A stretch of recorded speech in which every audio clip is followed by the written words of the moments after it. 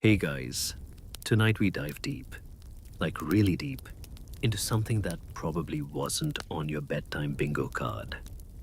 Viking toilets and the unexpected world of Norse luxury. Picture yourself walking across damp moss and ash-scented soil. The sky's low, the fjord's mist curls like steam from a tea kettle, and somewhere behind a turf roof hut, someone is quietly having the most dignified bathroom break of the 9th century. You might think Vikings were all about war cries, muddy boots, and never washing their hair. And yes, you'd be a little right, but you'd also be missing the good stuff. Because under all that chainmail and myth, the Norse were surprisingly into staying clean, smelling nice, and making their butts comfortable in the middle of frozen nowhere. You're about to hear stories that include poop pits with a view, steamy beer baths, scented pouches tucked into woolen tunics, and the occasional legal dispute over, well, whose poop went where. Oh, and don't worry, there's just enough scholarly debate and fringe folklore sprinkled in to keep things cozy and confusing. So, before you get comfortable, take a moment to like the video and subscribe. But only if you genuinely enjoy what I do here.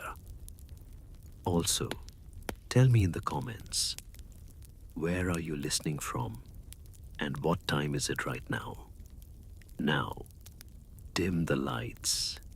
Maybe turn on a fan for that soft background hum, and let's ease into tonight's journey together. You step carefully into a Viking longhouse, not through the front entrance, mind you. We're starting at the back, behind the firewood and drying fish, where the stink meets the soil.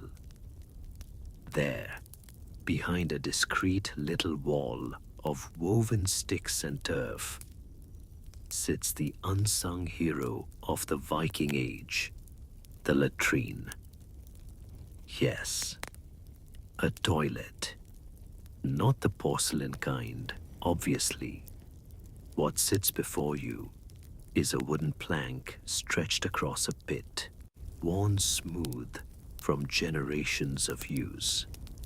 And believe it or not, it's kind of nice, cleaned out regularly, probably with a wooden spade, lined with straw or moss to mask the smell. You've got a little carved hole to sit on, and if you're lucky, it's angled to avoid the wind. Practical? Definitely. Brutal? Not really. Vikings, it turns out, weren't fans of filth for filth's sake. Archaeologists digging in former settlements like Jorvik, modern-day York, have found everything from combs and tweezers to carefully arranged waste pits that suggest these folks didn't just throw things around. They planned.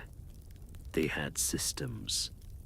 They were tidy in a raw, we live in a blizzard most of the year kind of way. You crouch near the pit. No worries, we won't stay long. And notice the ash mixed into the waste. It's not accidental.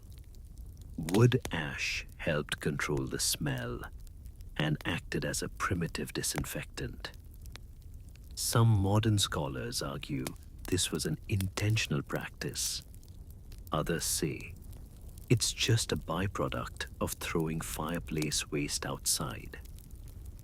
Historians still argue whether Vikings knew they were creating compost or if it was just a happy, smelly accident? Either way, the result was the same. Waste pits that didn't fester and attract rats the way you'd expect. Which is more than we can say for parts of medieval Europe centuries later. Looking at you, Tudor London. And yes, they wiped. With moss, or wool scraps, or sometimes just a quick wash in a stream. You wince a little at the image, but hey, it beats leaves and hope. Inside the longhouse, the sense of order continues. Everything has its place. Tools hung neatly on the wall, clothes folded in chests, even children's toys tucked into corners. It's not minimalist. There's too much going on, but it's functional and homey. And when nature called, you didn't just find a bush. You went to the designated spot. There was an etiquette to it, an unspoken rule. Even in chaos, the Norse valued boundaries. Which brings us to an odd little quirk. Archaeological digs have found latrine pits right next to high-status homes. Not far out back, not across the field, right there. Some researchers think this shows how important it was to keep an eye on your compost. Others think it reflects a cultural mindset. Waste wasn't shameful. It was just part of life. And then there's the fact that some Viking homes had indoor waste systems. Tiny carved channels in the dirt floors leading to drainage pits. Rare, yes, but not unheard of. You imagine someone sitting indoors on a wooden bench with a chamber pot underneath, just a fur curtain for privacy. And suddenly, the image of the dirty Viking starts to crumble bit by bit. Let's not pretend they were squeaky clean saints. They lived with animals. They bled from swords. They tanned hides with urine. But they didn't revel in filth. In fact, much of their daily routine involved managing it, controlling it, so they could focus on survival and occasionally luxury. And then there's the beer. Because what better way to transition from poop to pleasure than the knowledge that beer, that bubbly golden brew, wasn't just for drinking. It was for cleaning too. Not every Viking had a bathhouse, but they all knew someone with a tub, a barrel, or at least a stream. And when the time came, you didn't just splash water and call it good. You added herbs, sometimes oil. And if you were really living the high life, you poured in warm, weak ale. But we'll get to that. First, step back outside. Take one more look at the latrine, because even that humble pit was part of a larger system of comfort, cleanliness, and quiet dignity in a land known more for axes than outhouses. And as the wind brushes the thatched roof and a distant howl echoes over the fjord, you realize something. The Vikings weren't just brutal. They were practical, proud, and oddly pleasant.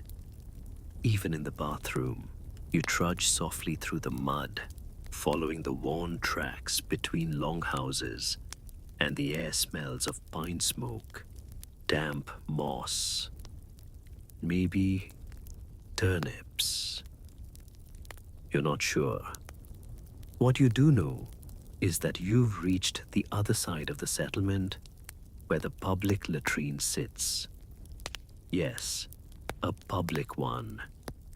And it's not just a hole in the ground. What lies before you is a sturdy little structure.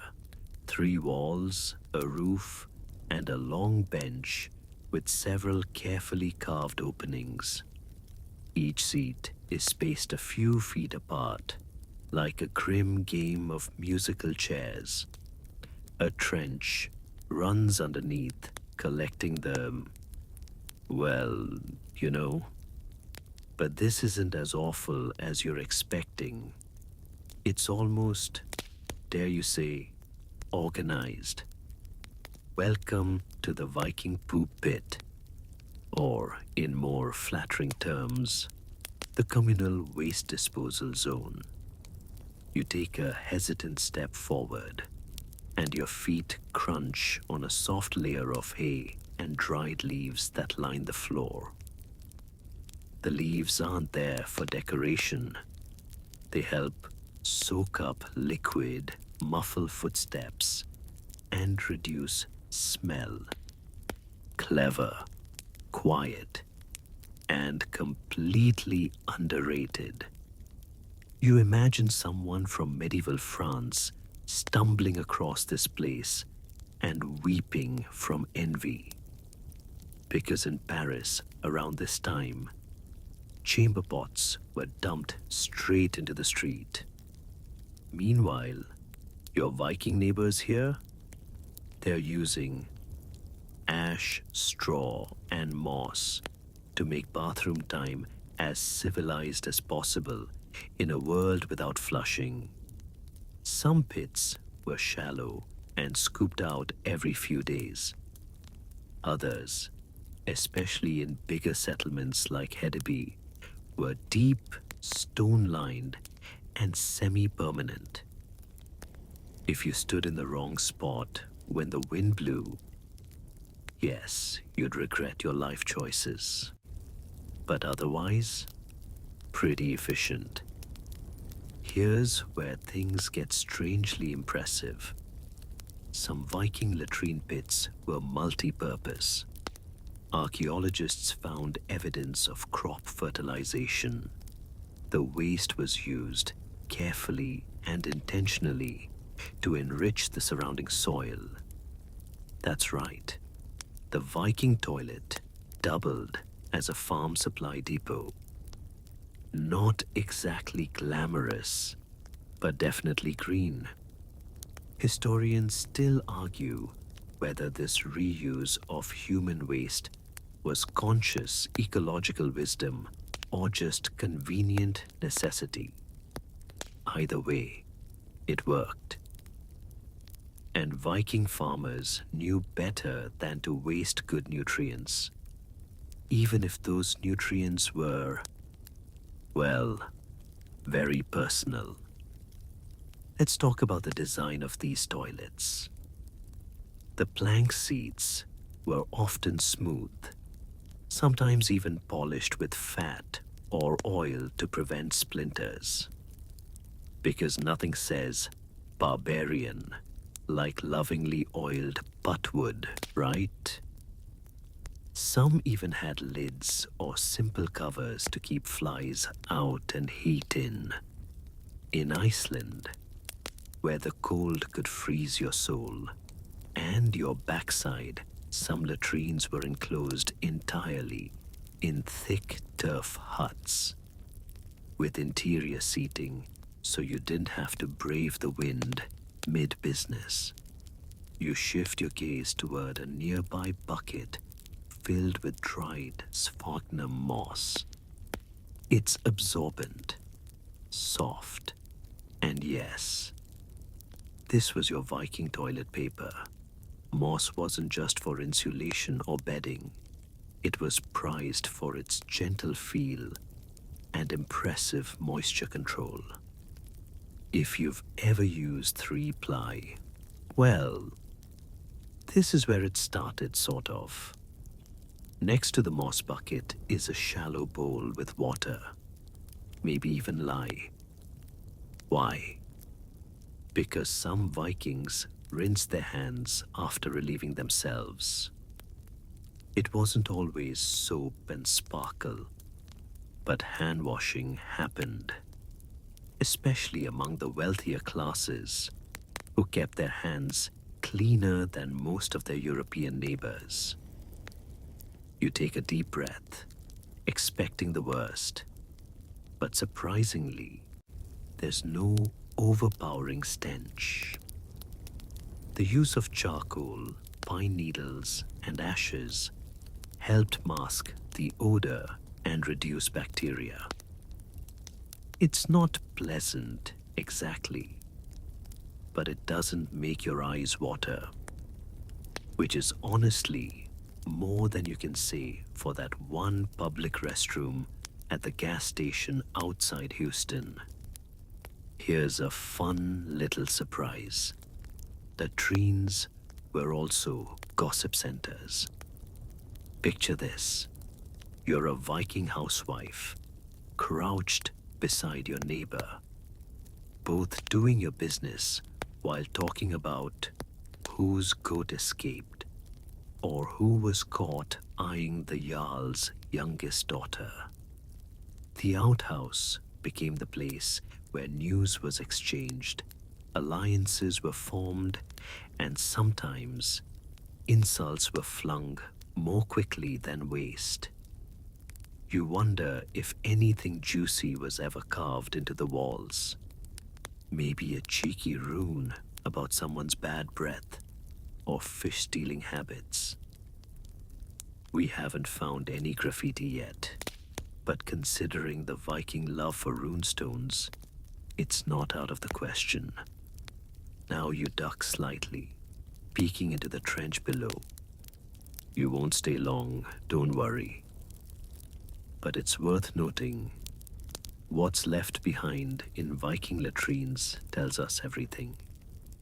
Seeds from imported fruits, fragments of textiles, traces of parasites, gross but useful, and pollen grains from faraway plants.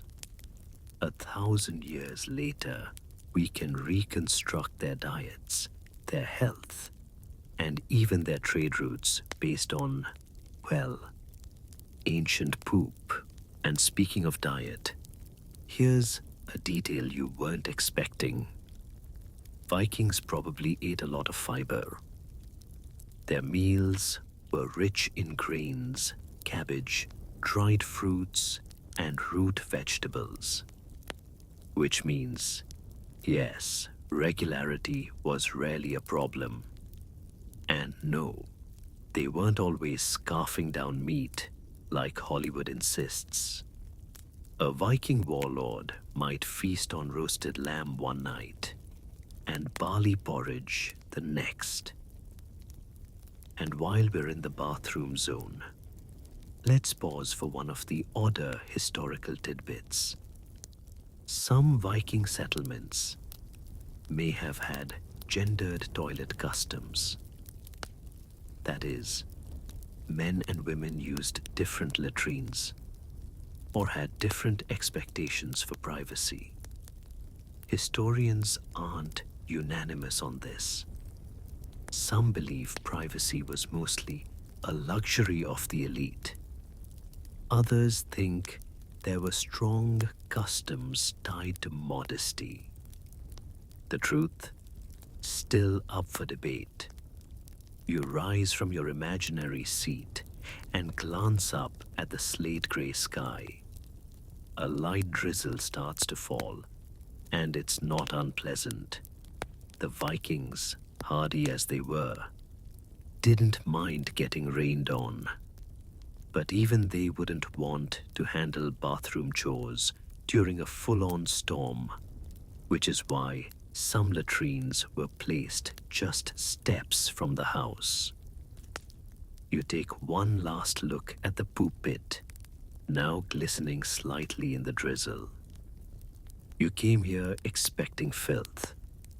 You leave mildly impressed. Even in their most basic habits, Vikings found ways to keep clean, stay organized, and inject a little structure into the chaos of survival. Next, you'll step back inside for something much warmer, something that might surprise you more than the toilet deck. A bath with beer and maybe a few herbs thrown in, but that's for later. For now, just remember, if you lived in the Viking Age, your bathroom would probably be better than your cousin's cabin in the woods. And that's saying something. You duck under a low beam and step inside one of the cozier Viking longhouses, where warmth wraps around you like a thick wool cloak. The hearth crackles with orange glow, smoke curls gently up toward a small vent in the roof, and on a flat stone beside the fire sits a large wooden tub. The scent of pine, birch, and something slightly sour, beer, hangs in the air. Yes, it's bath time. And yes, that's definitely beer in the tub.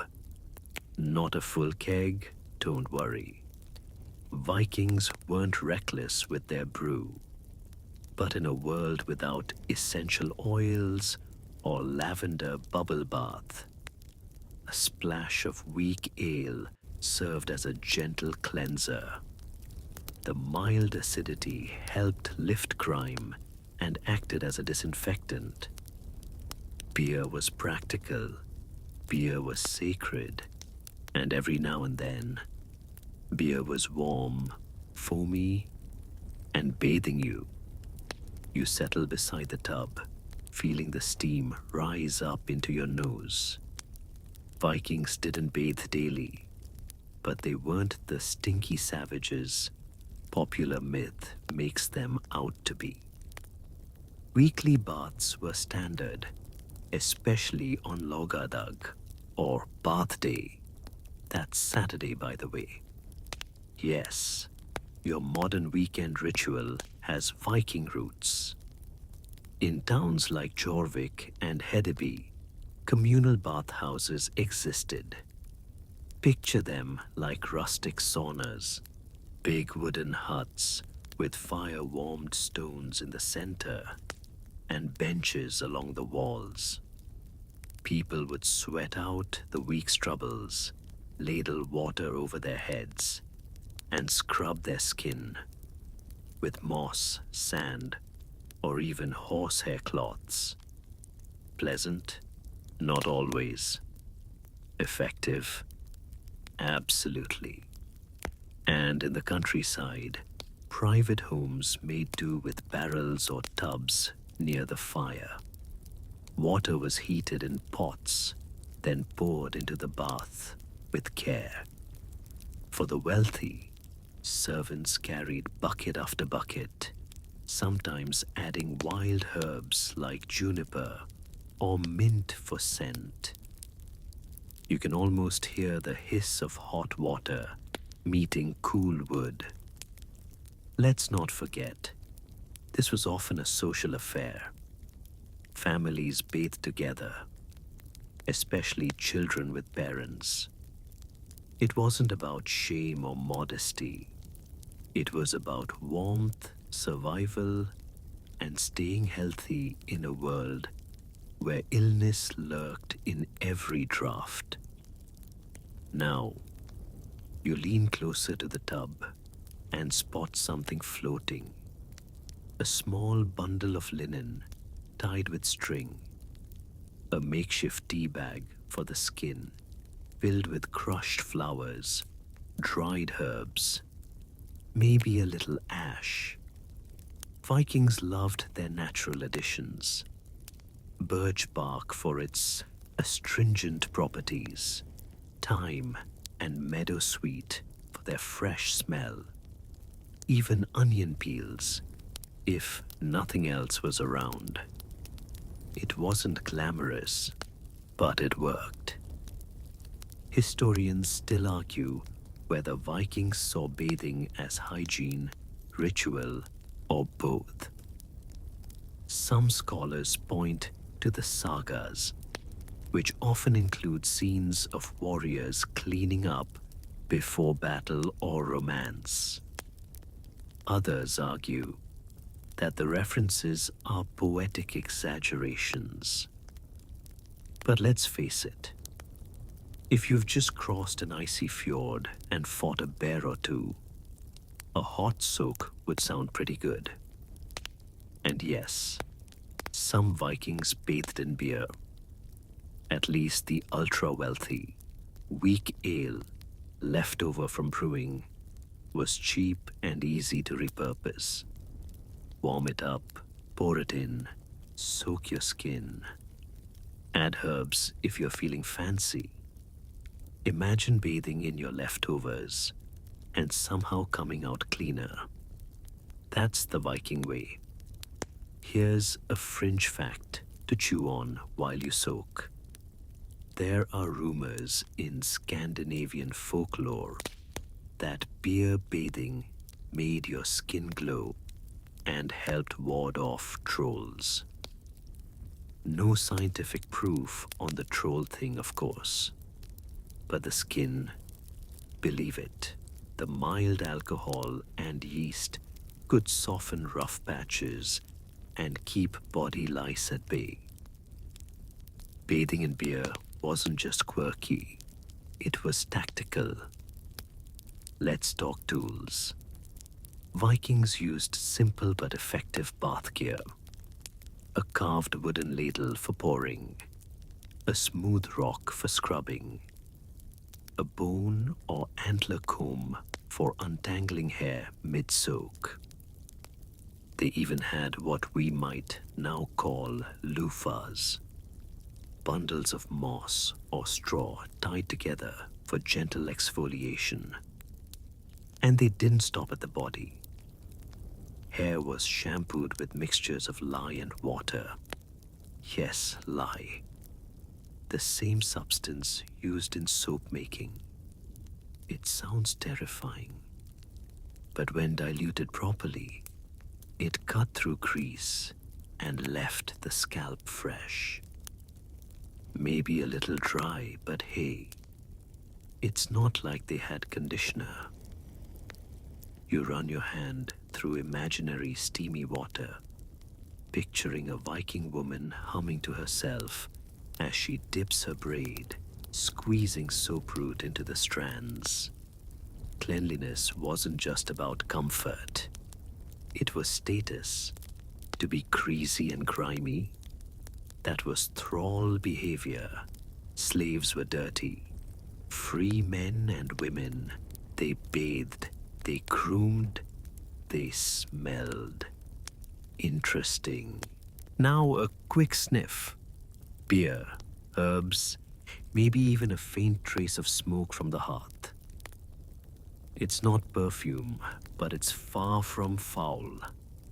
And when you consider how far north they lived, how cold it got, and how hard daily life was, the fact that bathing was a priority is downright admirable.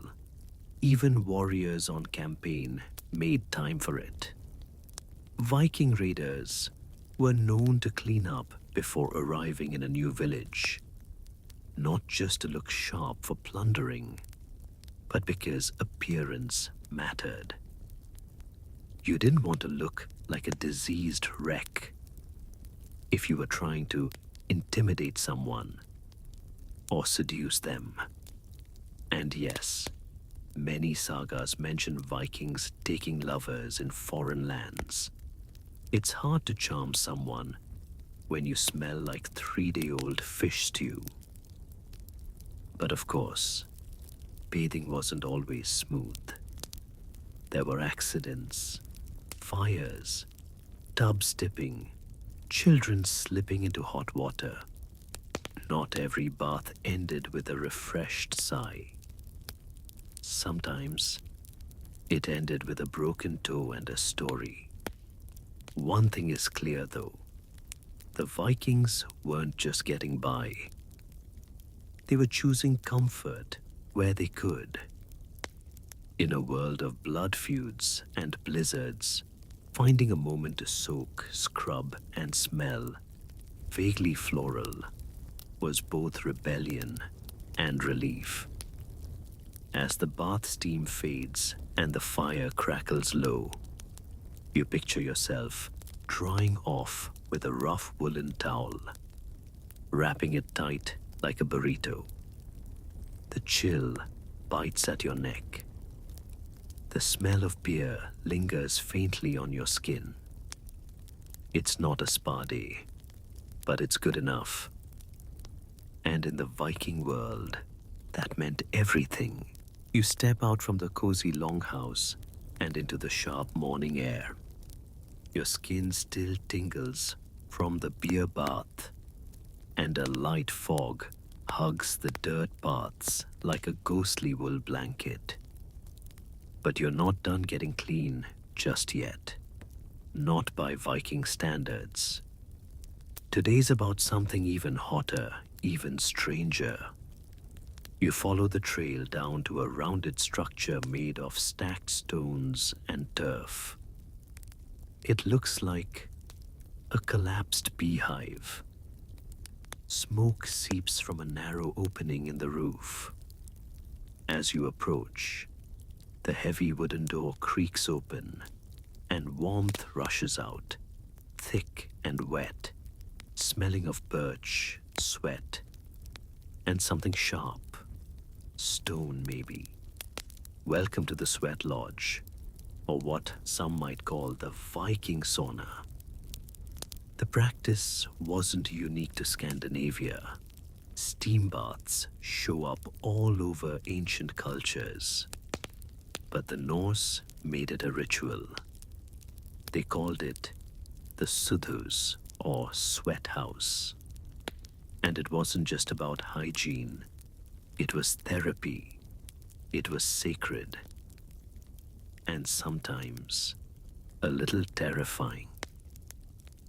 Inside, the walls are lined with thick stones, blackened from years of fire. In the center is a pit filled with glowing hot rocks. Nearby, a bucket of water waits, with sprigs of juniper and birch soaking like tea. A figure steps forward, naked of course, and tosses a ladle full of water onto the stones.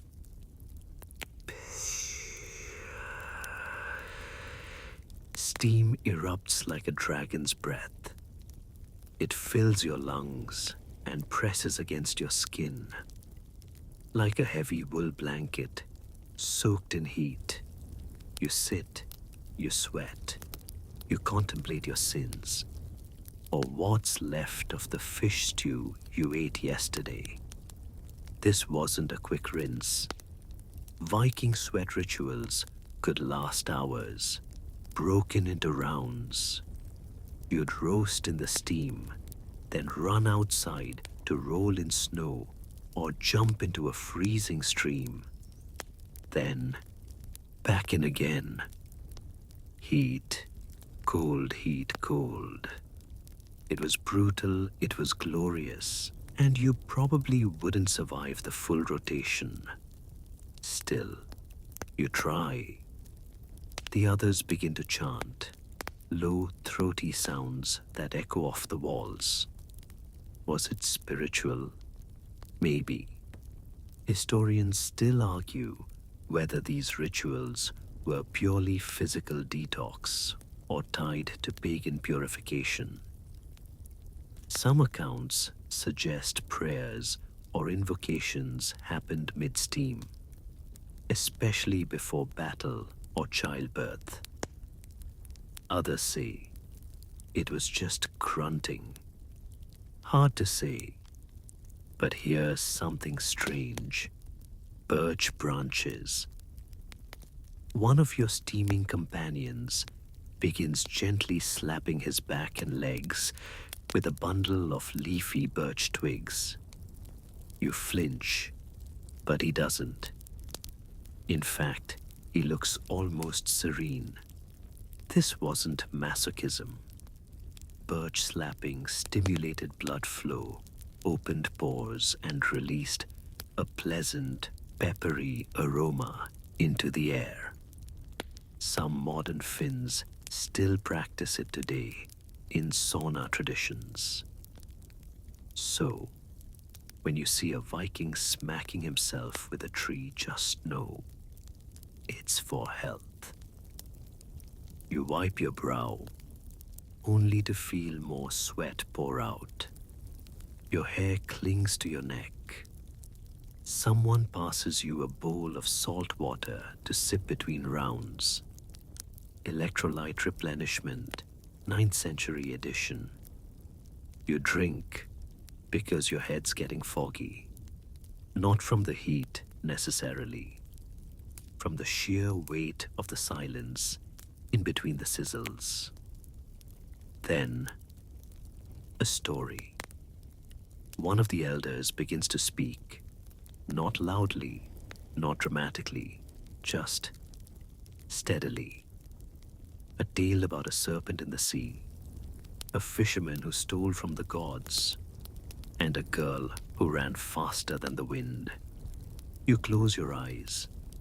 The steam becomes a blanket, the voice a lullaby. And here's the magic of it. The sweat lodge wasn't just for cleaning the body. It was for resetting the mind. Vikings brought disputes here.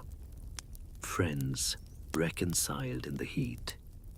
Elders gave advice, whispered warnings, shared legends. The thick air made it hard to lie.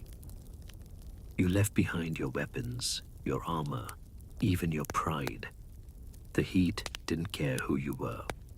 And if you were a guest, maybe a trader from the east or a captive recently freed, it was a test. If you could handle the heat, the cold plunge, and the barefaced vulnerability, you were in, you belonged, a little more anyway. But let's not pretend everyone was equal in the sweat house. There were hierarchies. The most honored sat closest to the rocks. The lowly, farther from the heat. Some had personal oils or cloths scented with imported herbs, frankincense, myrrh, and even rosewater brought from trade routes through the Byzantine Empire. You think Vikings didn't know luxury? Think again.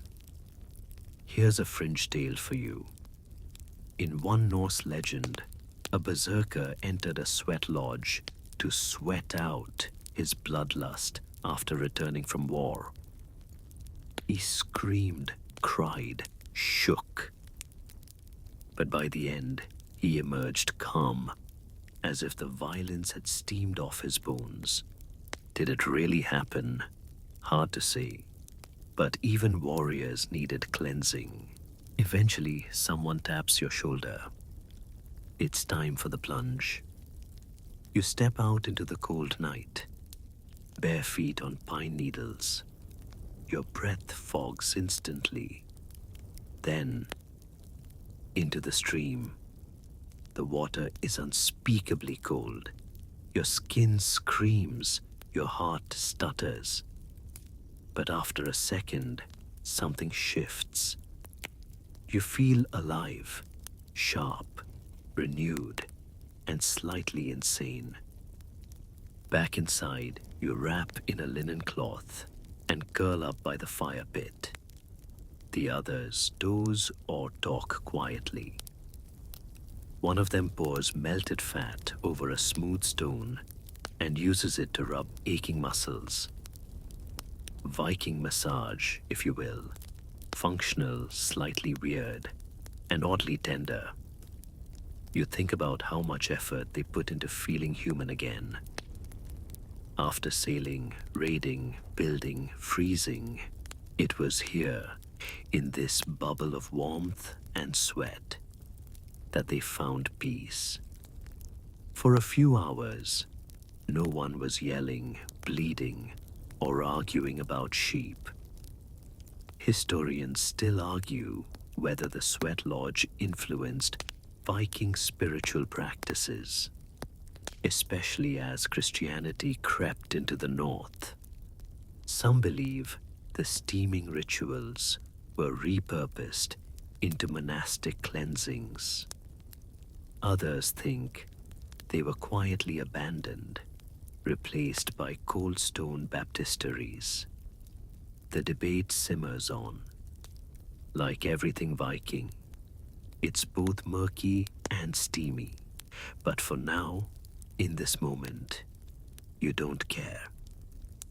You lie on your side, cheeks flushed, muscles warm, and brain full of mist.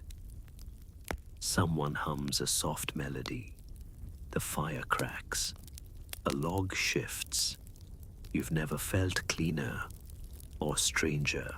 You wake slowly, still curled near the dying coals of the sweat lodge fire. Your skin warm and slightly sticky with the last remnants of steam.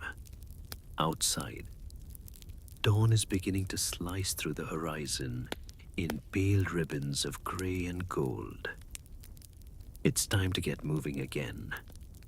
There's more to learn about how Vikings stayed polished, even in a world of mud, blood, and storm.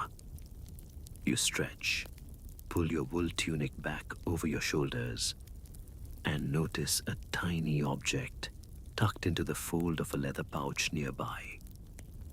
A small, delicate metal toothpick. Not decorative, not a weapon, just practical. A thin tool of copper or iron, often worn on a chain or tucked into a belt loop. Because yes, your Viking ancestors were absolutely picking their teeth after meals. And they weren't ashamed of it. In fact, personal grooming tools were considered signs of pride and status. You make your way toward the main longhouse again, where light from the hearth spills onto the earthen floor. A woman sits cross-legged near the fire, carefully plucking her eyebrows with a bone tweezer no longer than your pinky finger. Her brow furrows in concentration, and every so often, she glances at her reflection. Yes, that's a bit of polished bronze she's using as a mirror. Crude? Sure, but efficient. Vikings, it turns out, were deeply invested in how they looked. Maybe not in the sleek, Instagram-filtered sense, but in a rough and ready, I might get married or go to war today kind of way. Grooming wasn't vanity. It was survival, respectability. And let's be honest, it was flirtation too.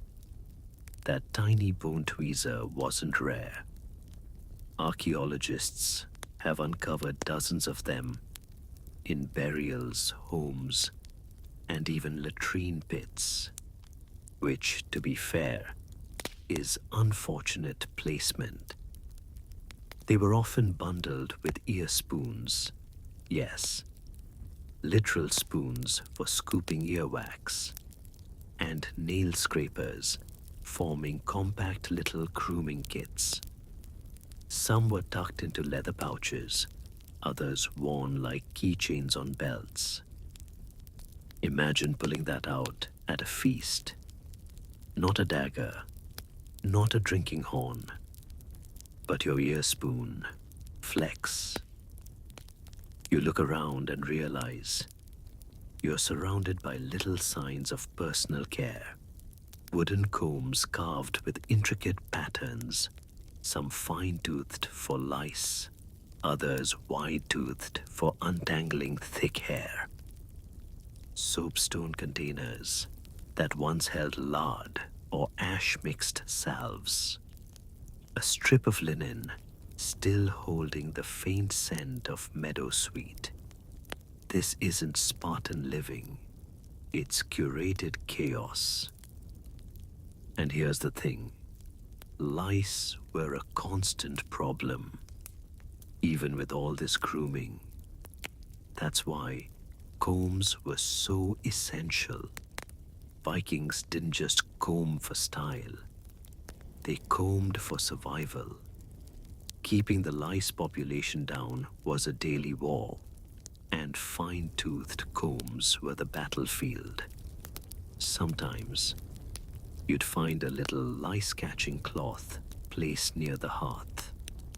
People would burn the lice one by one in the fire after combing them out. A little gruesome, yes, but also strangely satisfying. Lice roasting, the original Viking self-care. Of course, not all grooming was equal.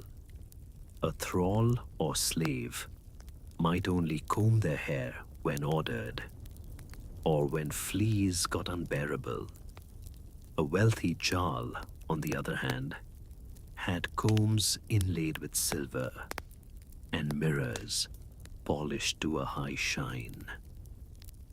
Historians still argue whether grooming tools were strictly utilitarian or symbols of prestige, but burial sites tell a compelling story. When someone was buried with a comb, it wasn't just to look good in the afterlife. It meant they had status in this one. You lean against a thick timber post as a man nearby carefully trims his beard with a small blade. No glass, no electricity, just steady hands and a piece of iron sharp enough to slice through rye bread and nose hair alike. His beard is braided at the chin, a single silver bead holding it tight. The style tells you something. Maybe that he's a trader. Maybe that he's part of a specific clan. Hairstyles were subtle language in this world. Men weren't the only ones who styled their hair. Viking women wore their hair long, often tied into elaborate knots, buns, or side braids. A practical choice for daily work, yes, but also a statement. Marriage, wealth, even mourning could be reflected in how a woman arranged her hair. And if you were particularly wealthy, you might have help. A servant to brush and braid your hair. Someone to fetch you the cleanest linen. Maybe even a personal ash salve mixer. Think of it as the ancient version of a hair and skincare team. Speaking of skincare, there's no Nivea or Aveeno here, but there was rendered fat. Animal fat, often mixed with charcoal, herbs, or ash, was used as both a cleanser and a moisturizer. In colder months, it kept the skin from cracking. In battle, it helped protect exposed faces from windburn. Does it smell good? No. Does it work? Absolutely. And weirdly enough, there are references to urine being used for washing. Now don't panic. It was usually stale urine, aged for days until it turned into ammonia-rich liquid. Mixed with lye, it became an early form of soap. Did everyone use it? Probably not. But the option was on the table, or bucket. Another fringe tidbit. Some burial combs had runic inscriptions on them. Not declarations of love or battle, but simple phrases like good health or for cleansing. Almost like the Viking version of engraving stay sharp on a razor. You pick up one of the carved combs and notice how perfectly the tines are spaced. Not mass-produced, handmade, loved. Someone once carved this by firelight, sanded it with stone, and used it every day to fight lice, impress neighbors, and maybe catch a glance from across the feast table. That comb? It says everything about Viking priorities. Here, grooming wasn't an afterthought. It was identity. Whether you were a fisherman in the fjords or a warrior in a jarl's retinue, how you looked mattered. You were expected to show up, clean, brushed, trimmed, and ready. And somehow, all of it, the tiny tweezers, the polished bone combs, the occasional beer rinse, makes the Viking world feel less like a myth and more like a mirror. They weren't just surviving, they were styling. The morning deepens, golden light slipping through the gaps in the longhouse roof, like sunbeams spilled from the gods. You watch a young Viking woman braid her hair with steady fingers, her movements so familiar, so modern, it startles you. And yet, nothing about her style is accidental. Every twist, every strand, every thread wrapped around those thick braids tells a story. Hair in Viking culture was more than personal hygiene. It was identity, rank, power, and sometimes a not-so-subtle flex. You move closer, careful not to interrupt. Her hair is thick, glossy, and split into 3 tight braids, each fastened with a bead of carved amber. The bead closest to her scalp bears the symbol of her clan. The one at the end is blank, maybe waiting to be etched with her own story someday. Vikings, it turns out, were all about hair symbolism. Men weren't left out of this expressive canvas. You pass a group sharpening blades, and half of them have intricate beard braids, some with tiny bones woven in, others with dyed wool threaded through. That one over there, his beard is split and tied off at the ends with bronze rings. Fierce, clean, intentionally intimidating. And yes, they dyed their hair. Maybe not pink or turquoise, but blonde was in. In parts of Sweden and Iceland, dark-haired men and women lightened their locks using a lye solution made from ash and goat fat. It wasn't salon perfect, but it gave that golden glow of the gods. Historians still argue whether this was driven by beauty standards, religious symbolism, or the belief that blonde hair channeled Freyja's favor. Probably a little of everything. You crouch beside a low table where a young boy is having his head shaved. Not bald, just the sides. Carefully trimmed with a small iron blade, leaving a thick strip on top that's pulled into a warrior's tail. You recognize the style from ancient carvings and sagas. A haircut meant to say, yes, I'm 10, and yes, I could take your lunch if I wanted to. Children weren't excluded from hair rituals. Even toddlers had their heads combed and oiled, sometimes with animal fat, sometimes with mixtures of herbs and smoke-infused oils. Scented scalp? Absolutely. You can still faintly smell thyme and tallow. Women, meanwhile, often kept their hair long but rarely loose. Only unmarried girls wore flowing hair in public. Once wed, a woman tied her hair up in coils or buns, sometimes wrapped under a kerchief or cloth band. This wasn't modesty, it was custom. In some regions, the way a woman tied her bun indicated her household's wealth. 2 wraps, comfortable. 4, prosperous. 7, you're practically a queen. And then there were ceremonial hairstyles.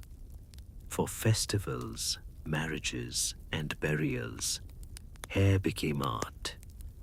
Sagas describe women threading red-dyed wool into their braids, while men brushed their beards with melted butter for sheen. Imagine buttering your beard before a party. The smell alone would keep the wolves away. There's one fringe account of a Viking nobleman who had a personal beard groomer, a young servant tasked with keeping his facial hair clean, straight, and perfectly oiled. Was it ego? Absolutely. But in a world where a man's braid could determine how seriously others took his authority, ego was currency. You glance toward a woman holding a child, gently combing her daughter's curls with a fishbone pick. No tears, no fuss, just quiet grooming by the firelight.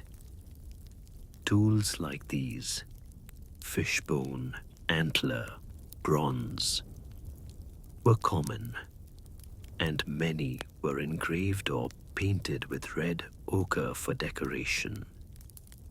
Even mustaches had meaning.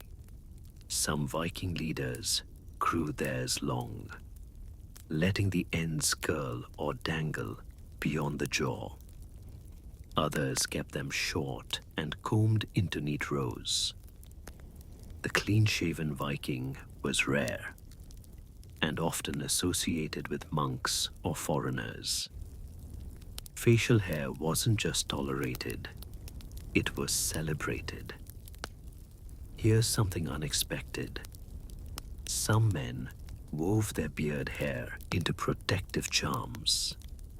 Tiny knots tied in sacred patterns, believed to bring luck in battle or shield against curses.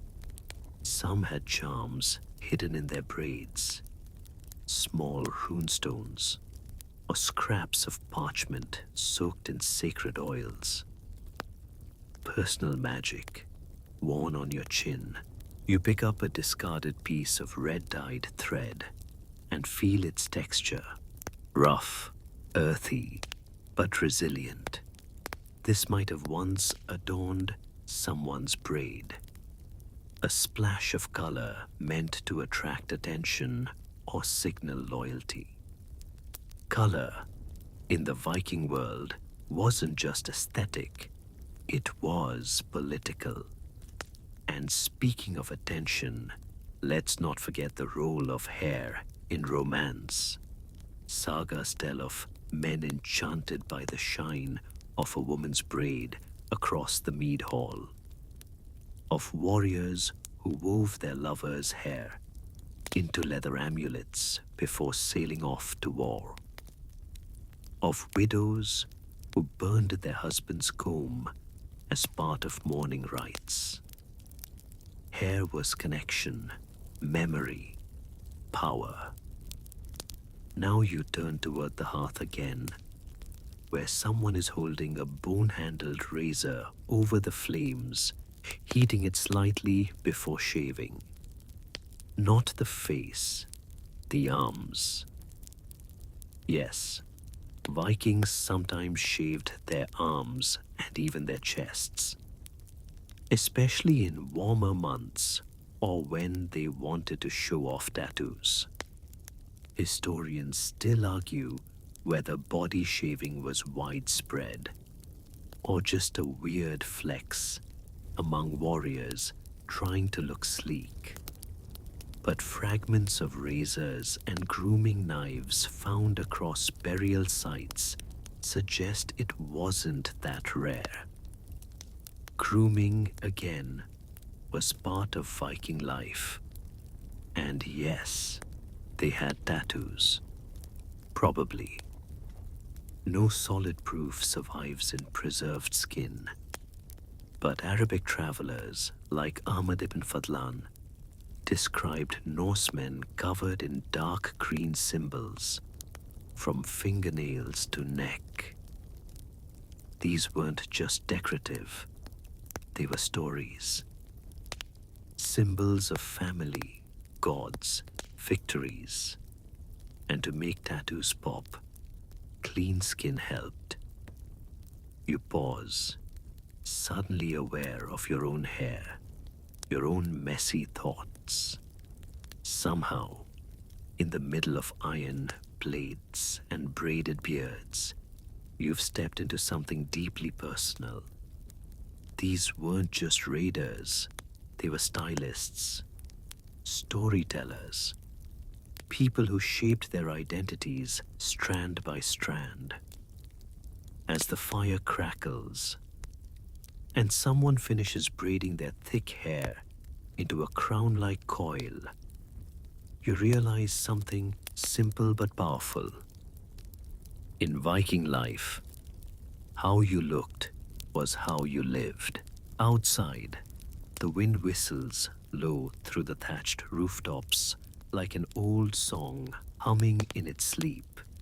You step around the longhouse toward a clearing where a group of women stand over a bubbling cauldron. Not soup, not stew, laundry. Yes, Viking Laundry Day was real, and it smelled interesting. The cauldron holds hot water infused with lye, a substance made from soaking ashes in Nura, until the liquid turns into a caustic soapy solution. Smells a little sharp, bites the skin if you're not careful, but it cuts through grime better than anything else available. One of the women stirs with a thick wooden paddle, while another dunks a tunic in and lifts it out, steam curling from the folds like breath from a beast. You watch as she wrings it out by hand, twisting the water free with practiced strength. No wringer, no spin cycle, just arms and ash water. You'd think, in a world where most people own maybe 2 outfits at home, that laundry would be rare. But the Vikings weren't fans of crusty tunics. They had clothes for everyday work, for festivals, for travel, and yes, for looking very impressive at the local thing, assembly. The lye solution wasn't used for everything. For more delicate fabrics, say imported silk or linen, the women used soapwort, a wild herb that foams gently when agitated in water. You can almost smell it now. Earthy, green, almost sweet. Gentle enough to clean your undergarments without turning them into sandpaper. Ah, undergarments. Let's talk layers.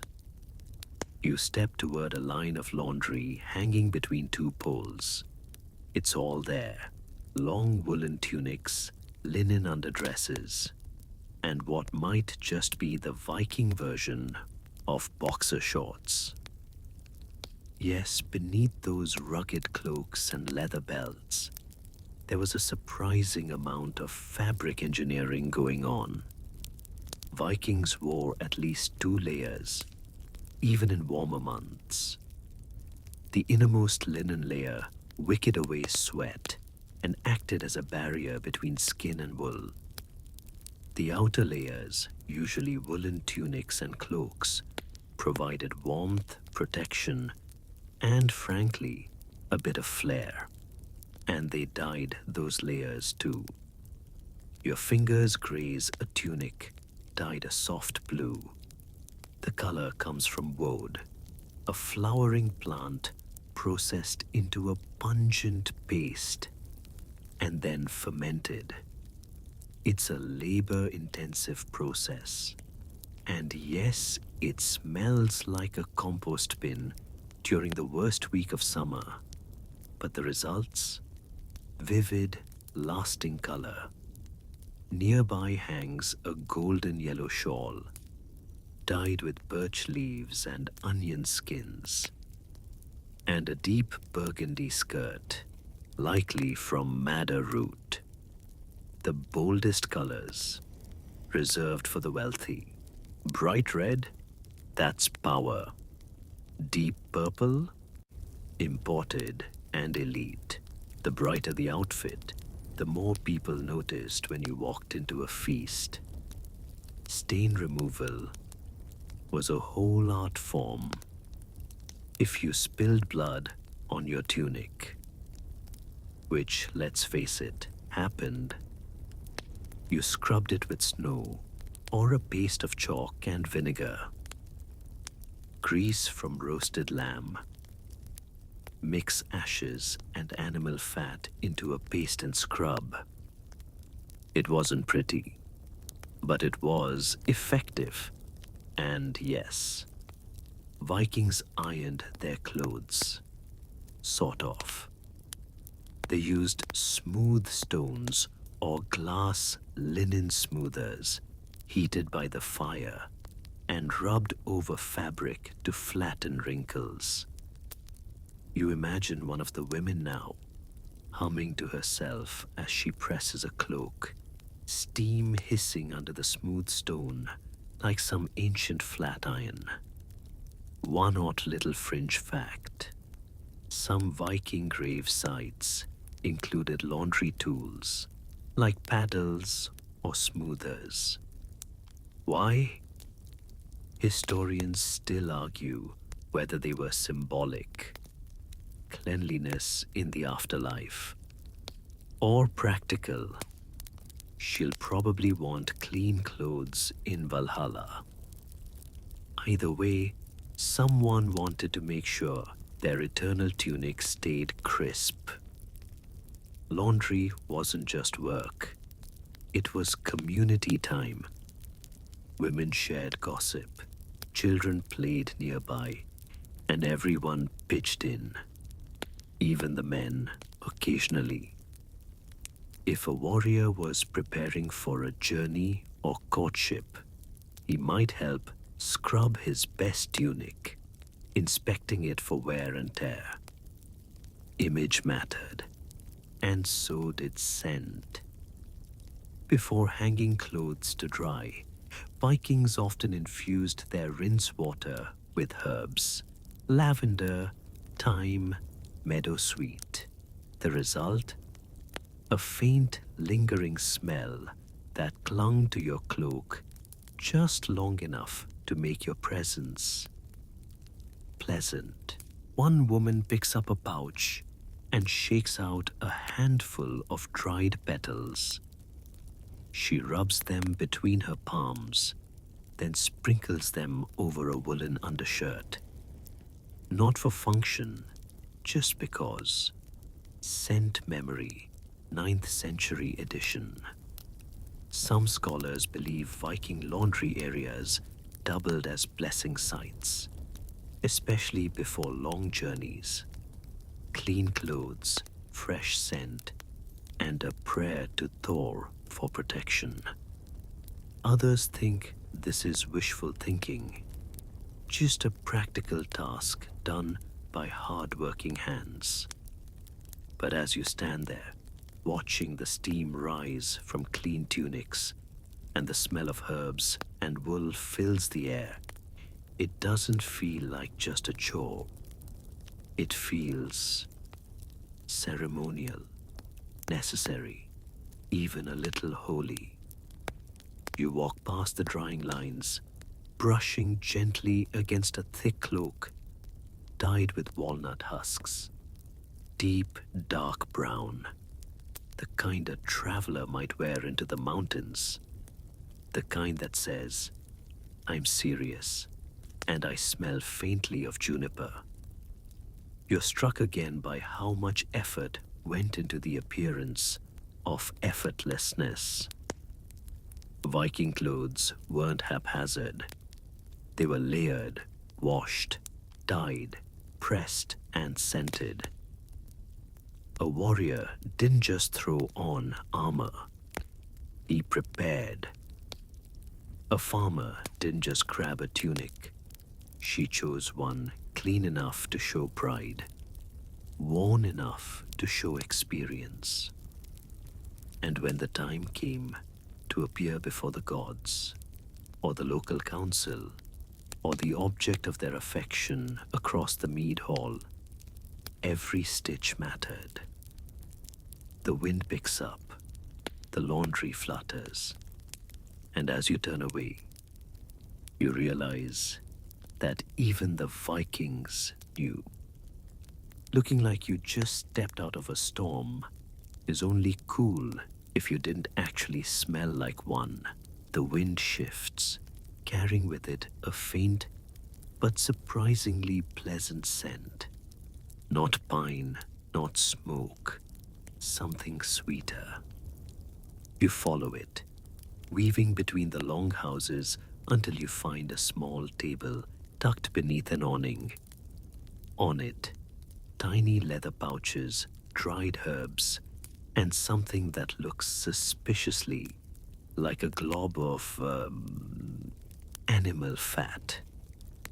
Welcome to the Viking version of deodorant. You raise an eyebrow, but let's be honest. After what you've seen so far, are you really that surprised? These small scent pouches, or ilmerpungar, were the Viking take on perfume sachets. Made from wool or soft leather, they were tied to belts, tucked inside tunics, or even hung from bedposts. Inside, a fragrant mix of herbs, crushed lavender, dried thyme, rose petals, and meadowsweet. Some even used juniper berries or mint, which smelled fresher than you'd expect after a week on a long ship. You pick one up and give it a cautious sniff. It's earthy, warm, surprisingly complex. Not Chanel, but definitely more pleasant than seaweed and sweat. These pouches weren't just for show, they were functional. Clothes weren't washed daily, baths weren't always possible, and Viking life involved a lot of close contact. You'd want something between your armpit and someone else's nose. But not everyone relied on scent pouches. You spot a bowl nearby filled with a creamy mixture of rendered animal fat and crushed herbs. This was smeared under the arms, behind the ears, and along the collarbone. It formed a barrier between sweat and skin, and yes, helped trap body odor. Did it smell great? Sometimes. Did it work? Surprisingly well. Vikings were practical. If you're going to smear something on your body, it might as well moisturize, soften your skin, and make you smell vaguely like birch leaves and pork. A warrior walks by and unties a leather strap from his belt. Attached are two tiny vials, one filled with powdered charcoal for teeth and armpits, the other with what looks like beeswax and resin. He dips a finger in the wax, dabs it behind his ears, and nods as he catches you watching. Even warriors had a routine. Historians still argue whether this level of hygiene was universal or just common among the elite. Was it all Vikings, or just the ones who could afford to smell nice? Some evidence points to merchant families and nobles keeping large stores of aromatic herbs and oils. But even common folks used what they could: pine needles, wildflowers, bark powder. You step closer to the fire pit, where a woman is preparing a fresh batch of birch tar, one of the more curious Viking perfumes. Sticky, black, and smoky sweet, birch tar was a multi-purpose marvel. It was used to seal boats, mend shoes, and yes, scent your underarms. Applied sparingly, it masked body odor with its woody aroma and acted as an insect repellent. Viking musk, strong, smoky, with hints of tree sap and ambition. Here's a quirky tidbit for you. In some regions, fermented milk, specifically whey, was used in hygiene rituals. Whey had a sour but cleansing quality, and when mixed with herbs, could be applied to skin as a kind of early toner. Some sources even claim it gave the skin a glow. Other sources just made faces and moved on. And don't forget mouth hygiene. Vikings chewed on birch twigs or angelica root, not just to freshen breath, but to clean teeth and fight infections. If you listen closely, you can almost hear the crackle of a twig between teeth as someone chews away the scent of dried fish and onion soup. The idea of smelling good in Viking culture wasn't always about seduction. It was about reputation. If you arrived to a meeting smelling like livestock and meat vomit, people assumed you were careless, low status, or ill. But if your cloak held the faint aroma of thyme, if your beard carried the hint of rose or resin, it meant you took care. You had worth. Scent even played a role in rituals. Before weddings, brides would be rubbed down with scented fats and oils, often by their mothers or other women of the household. The process was symbolic, washing away childhood, preparing for adult life. Grooms, too, were expected to appear clean, combed, and, yes, lightly scented. And when death came, you bet there were perfumes. The dead were washed, anointed with oil or herbs, and dressed in clean, fragrant linen. You can't arrive in Valhalla stinking of fish and fear. You show up crisp, calm, and preferably smelling of wild mint. There's even some belief that scent played a magical role. Some warriors carried bundles of herbs stitched into their armor, believed to ward off evil spirits or bad luck. A small pouch of mugwort or yarrow might be tied to a wrist before battle, not just for smell, for protection. You glance again at the table of scent pouches. One has tiny carved runes burned into its leather surface, likely a personal symbol.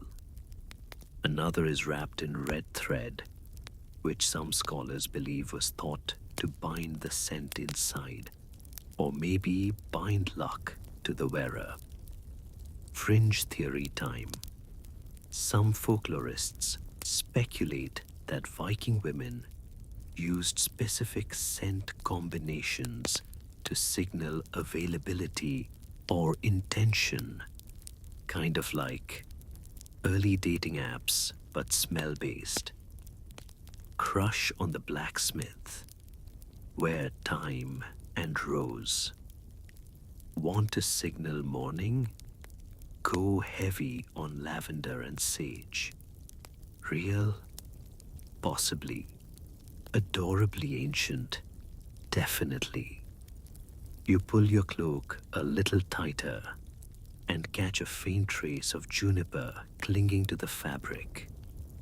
Somewhere, someone tossed a branch into the fire earlier.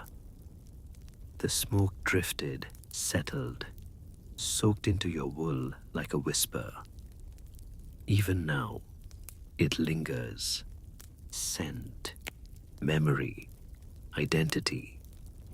The Vikings may not have had deodorant sticks, roll-ons, or sprays, but they understood something deeper, that how you smelled shaped how others saw you, how they remembered you, maybe even how the gods judged you. And in a world of storms and steel, it was one of the few things you could truly control.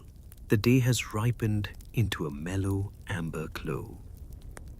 You step into the chieftain's longhouse now. Not a humble home, but a place of warmth, power, and status. The hearth blazes at the center. Shields hang like art on the walls, and stretched along a long wooden table is the setting for tonight's feast. But what catches your eye isn't the roasted boar or the steaming trenchers of stew. It's the tableware, the details. This, dear listener, is where the Viking elite truly show off. Dinner with the Jarl isn't just about food, it's about class and cutlery. You glance at the place settings. Drinking horns carved with serpent heads, bronze spoons with twisted handles, and knives with bone hilts inlaid with runes. One plate, if you can even call it that, is a thin slab of wood, expertly sanded and oiled. Another guest has a pewter bowl with scalloped edges. The Jarl himself, a dish of imported glass, faintly green, catching firelight like a jewel. Because yes, the rich dined in style. Historians still argue whether most Viking homes used ceramic or just wooden dishes. Excavations suggest wood was common, but imported wares, especially Frankish glassware, have turned up in elite graves. Imagine sipping mead from a goblet traded from across the sea. You weren't just hydrated, you were internationally moisturized. You slide onto a carved bench and observe the guests. A woman unwraps a fine linen cloth from her belt. Not for show, a napkin. She dabs her fingers, then places it across her lap. Next to her, a boy polishes his spoon with a rag, carefully, with pride. Tools for eating weren't just utilities, they were heirlooms, status symbols, conversation starters. And then there's the knife, Every Viking carried one, some small, some large. But for dinner, you used your personal eating knife, honed sharp and clean. Forks hadn't caught on yet. Those were still considered suspicious foreign curiosities. So food was cut with a knife, scooped with bread, or eaten with fingers, but not sloppily. At least, not at this table. At feasts, manners mattered. You didn't grab. You didn't belch without reason. You didn't wipe your nose on your sleeve, unless you were trying to be funny, which did happen. The sagas are full of rowdy banquets, but the higher the rank, the tighter the etiquette. Eating with the Jarl meant showing restraint, knowing the right toasts, and passing the mead horn clockwise. You notice the table itself is divided, not physically, but socially. The high-status guests sit closest to the fire, their chairs carved with beast heads. Farther down, the seating becomes simpler, and at the very end, stools, or sometimes just a spot on the floor. Seating was a hierarchy, and everyone knew exactly where they belonged. One of the servants brings out a bowl of fermented herring garnished with herbs. The smell is memorable. You brace yourself, then glance across the table to see someone spooning it eagerly into a rye crust. You follow suit, salty, sour, strangely good. Then comes the dried fish, flatbread, butter, and a delicacy, smoked whale blubber. Rich, chewy, and apparently quite the flex. You sip warm mead to wash it down. It tastes of honey, iron, and something faintly herbal, maybe bog myrtle or juniper. The drink was often brewed at home, its recipe a family secret. Now, here's the fun bit. Table gossip. Yes, even at a Viking feast, the space between courses is filled with subtle glances, snide comments, and the occasional poetic insult. Flighting, they called it. A kind of verbal duel, where the goal was to outwit your opponent with clever cutting rhymes. One man leans forward and begins a rhyme accusing his rival of being slow as a frostbitten goat. His rival shoots back with something about a beard that smells like troll socks. The table laughs. Mead is spilled, but there's a line not to cross. Say the wrong thing to the wrong person, and your next drink might be out of your own horn, while it's still attached. And did you know that some Viking nobles had mead tasters, not just to test for poison, but to ensure the batch was worthy of the company? These cup-bearers were often young, trusted relatives, or even love interests, kind of like being handed the ox goad at a modern party. A big deal. You watch as a servant carefully slices meat for the Jarl, not onto his plate, but onto a thin plank of soft bread. Once the meal ends, the bread, now soaked with flavor, is given to dogs, thralls, or sometimes eaten by the guest, if it was especially good. A kind of edible plate, practical, delicious, a little soggy. Some French scholars believe certain feast rituals included food blessings or protection charms spoken over the bread before it touched the lips. Others argue these are later Christian insertions into the sagas. The truth? Likely a bit of both. You dab your mouth with your sleeve. Don't worry, no one's looking, and settle into the post-meal lull. The hearth crackles. A bard begins to pluck at a lyre. The Jarl leans back in his chair, sipping from a silver cup shaped like a raven. You think back to all the plates, the spoons, the cups. So many little details, all whispering one message: I belong, I matter, I am seen. Because when you dined at a Viking table, your manners, your tools, and even the way you held your knife spoke volumes about who you were. And in a world where reputation was everything, dinner wasn't just a meal. The feast is over. The laughter fades into the low murmur of digesting nobles and gently snoring warriors. You slip outside for air, stepping into a night chilled by wind from the mountains. The stars glimmer overhead like shattered ice across black velvet. You pull your wool cloak tighter, grateful for its warmth.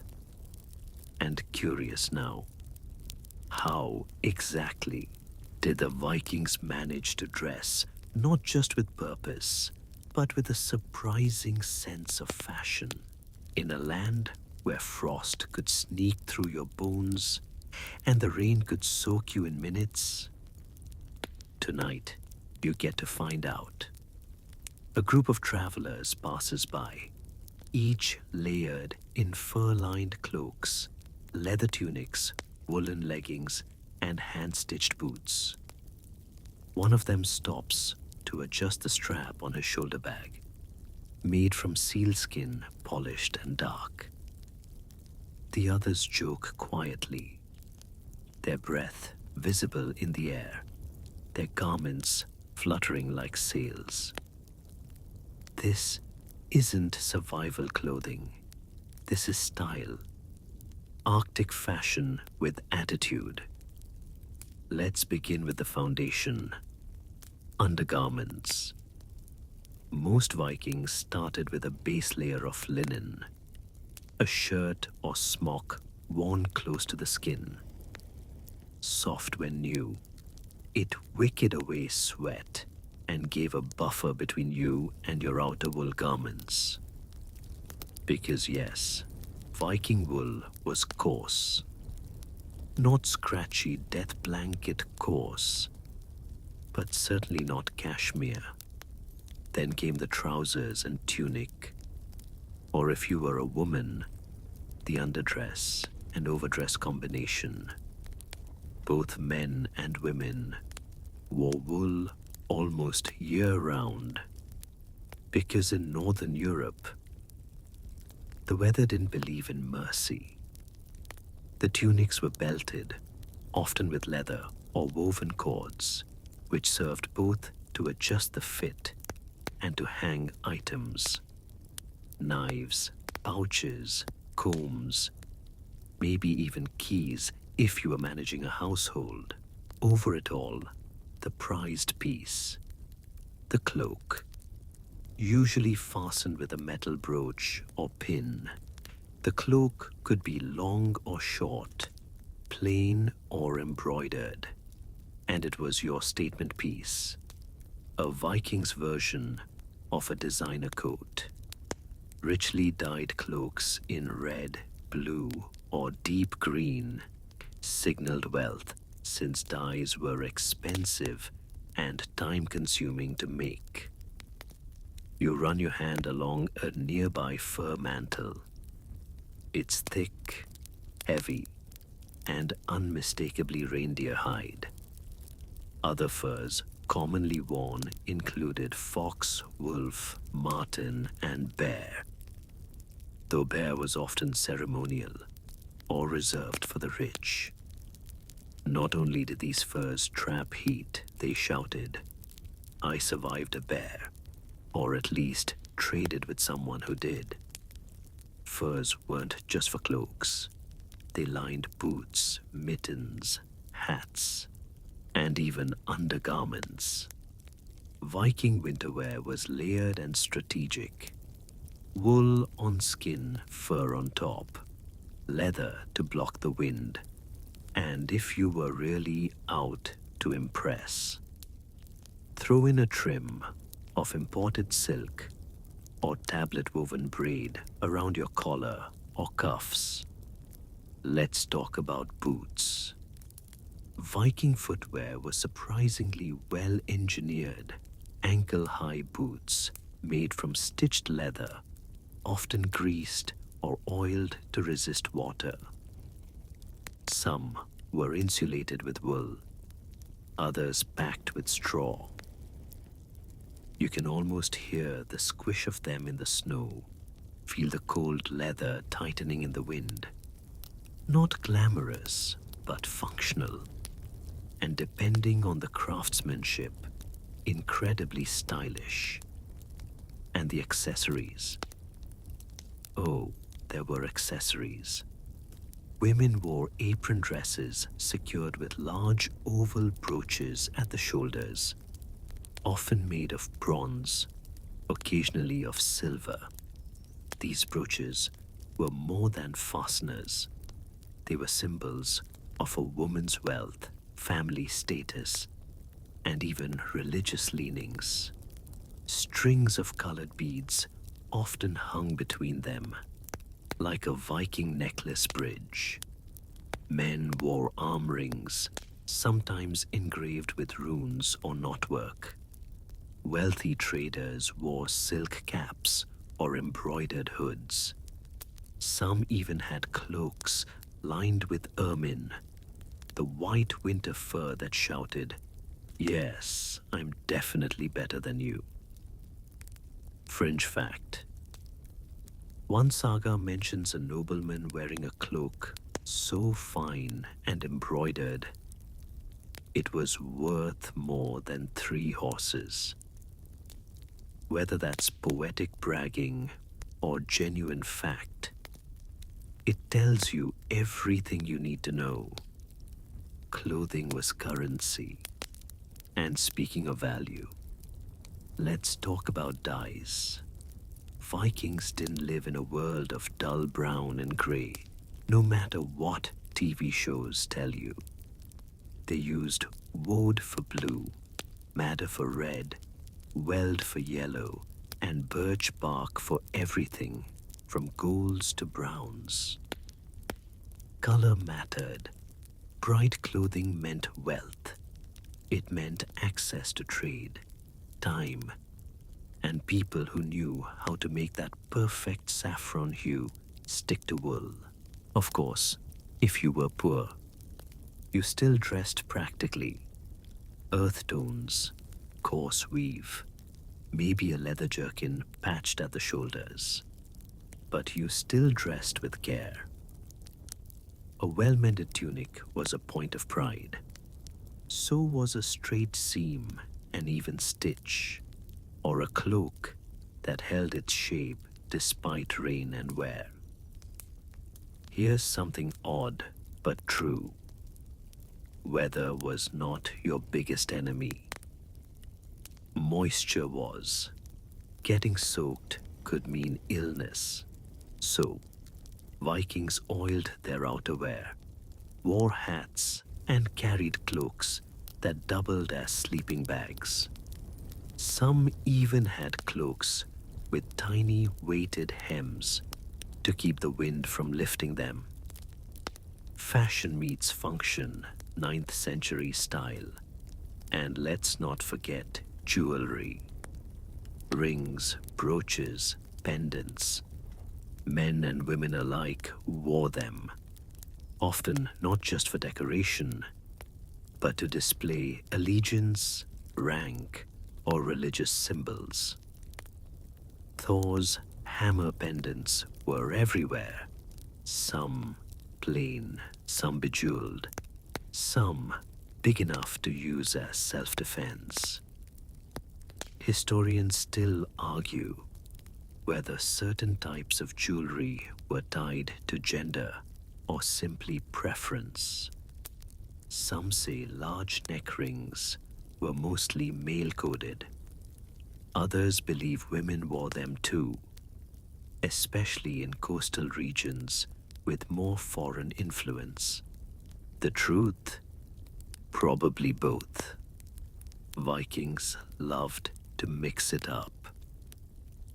You pause by a snow-dusted tree and feel your own clothing now, light by comparison. Thin socks, synthetic coat, no fur, no brooch, and you suddenly feel underdressed. Because for Vikings, clothing wasn't just survival gear. It was armor, language, and art. Each stitch held a message, each layer a story. The wind howls softly through the trees now, like an old voice reciting the sagas. You wrap your arms tight and imagine the weight of reindeer hide over your shoulders, the shimmer of dyed wool at your cuffs, the clink of a bronze clasp under your chin. And somehow, you feel warmer already. You wander away from the longhouse, down a narrow trail lined with torchlit posts. The cold air is sharp, but your thoughts are still warm, filled with the rustle of cloaks, the scent of herbs, the gleam of bronze brooches. And then suddenly, you hear it. Laughter, low, muffled, oddly rhythmic. You follow the sound and find a squat little turf building just outside the main cluster of homes. It's barely marked. The doorway is small, more like an invitation for crouching than walking. But there's a line outside. 3 people chatting, arms folded, waiting their turn. You've arrived at one of the strangest hubs of Viking social life. The public latrine. That's right. Toilets. Again. But this time, they're not just about going. They're about talking. Step inside. Don't worry. It's not as awful as it sounds. The air is heavy, the scent of ash, straw, and damp earth. But it's not unbearable. You've been in modern bathrooms that were worse. A bench runs along the wall, with several evenly spaced holes cut into it. Beneath, a trench dug deep into the soil catches whatever business gets done. It's crude, yes, but efficient and surprisingly communal. You ease onto one of the benches, not too close to the others, and realize something immediately. This isn't a silent affair. No hushed embarrassment, no awkward coughs. These people are chatting, laughing, swapping stories, gossiping. The Viking latrine was many things, but it was not antisocial. One woman gossips about a neighbor who brought salted herring to the Jarl's feast instead of smoked. A man nearby grumbles about a cracked shield that wasn't properly repaired. Someone jokes about the weather, which is always trying to kill them. There's even a song. A song in the bathroom. you can't help but smile. This is a place of release, in more ways than one. Viking society wasn't built for privacy the way modern life is. Houses were crowded, lives were shared, so even your most human moments shared too. And like the bathhouse or feast hall, the latrine became a stage for low-stakes conversation, debate, and bonding. You didn't go to the toilet just to go, you went to catch up. And the best part, no shame. Children learned early. Elders had their spot. There was no weird stigma about bodily functions. Waste happened. You managed it. You moved on. Probably with a comment about someone's stinky diet. Now, you lean forward and notice something clever. Each person brought a pouch, not for food, but for wiping.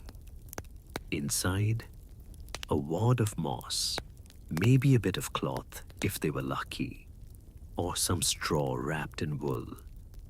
Disposable, biodegradable, and surprisingly gentle. If you were rich, you might have a dedicated cloth, washed and reused. If you were poor, moss and a good attitude.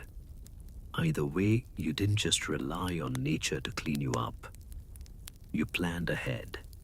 Here's a fringe detail that makes you blink. In some cases, charcoal or ash was sprinkled into the pit to reduce smell and aid decomposition. And occasionally, dried cow dung, already odorless, was burned near the latrine to help mask unpleasant scents. That's right. They used poop to hide poop. Vikings, eco-warriors before it was cool. The social function of the latrine wasn't limited to small talk. Sometimes, it was a place to hear secrets. The space was low pressure, unguarded. People talked without realizing what they were giving away. A side glance, a nervous comment, a story that suddenly changed its details. It said that in some households, thralls, enslaved servants, were trained to listen while pretending to clean nearby. Historians still argue whether this counts as spying or just being in the wrong place at the right time. And it wasn't just adults using the space. Children came with their parents, learned the etiquette, sat awkwardly, fidgeted, and asked loudly inappropriate questions. No one blushed. Someone always had a funny answer. You lean back against the turf wall. There's a faint scratching sound. You peek behind your seat and, yes, graffiti. Tiny rune marks scratched into the wood. Some initials. A crude drawing of what might be a goat. Possibly a joke. Possibly a warning. Possibly just boredom immortalized in birch. Latrine graffiti isn't just wishful thinking. Examples have been found across ancient Europe. Runic doodles, messages, little prayers to Thor or Freya to let it pass. Even a few rather graphic jokes. Vikings, like modern humans, had their bathroom humor. And if you're wondering, yes, there were rules. In larger settlements, Where the pits were shared, latrine cleaning was assigned by rotation. Miss your turn? You paid a fine. Got caught fouling the wrong spot. Shame. Possibly worse. Some sagas even describe disputes over whose family had rights to certain outhouses, especially if they were conveniently located. A turf war over a turf toilet. You step back outside and breathe in the cleaner air. The others, still inside, are laughing. Someone told a joke involving a cow, a monk, and a misused chamber pot. Classic. You realize that for Vikings, these brief, intimate moments weren't hidden behind embarrassment. They were integrated into daily life. The act of relieving yourself became a moment to connect, share, rest, and yes, sometimes plot, or flirt, or confess. It's not glamorous, it's not noble, but it's real. And maybe, just maybe, it's part of why their society worked. Because in a world built on survival, there was no village. It's not sleep.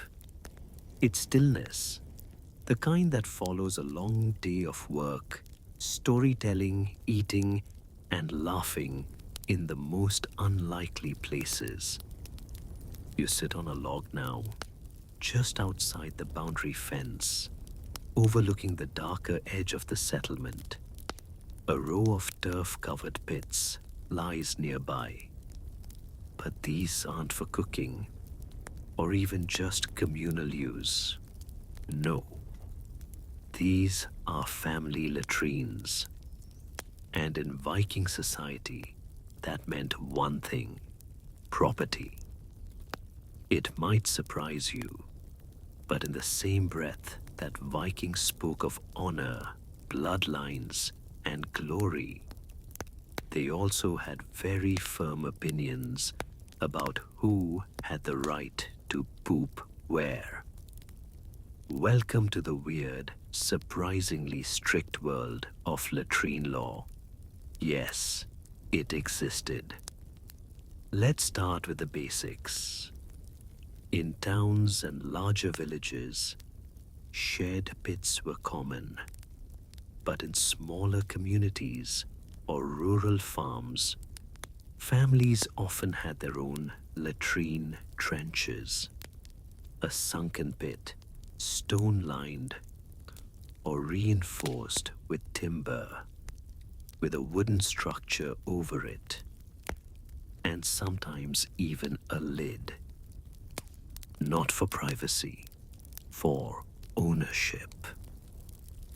You wander toward one of these.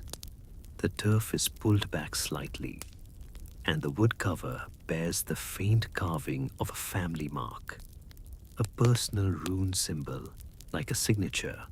It's not decorative. It's a declaration. This is ours. And using it without permission, that wasn't just gross.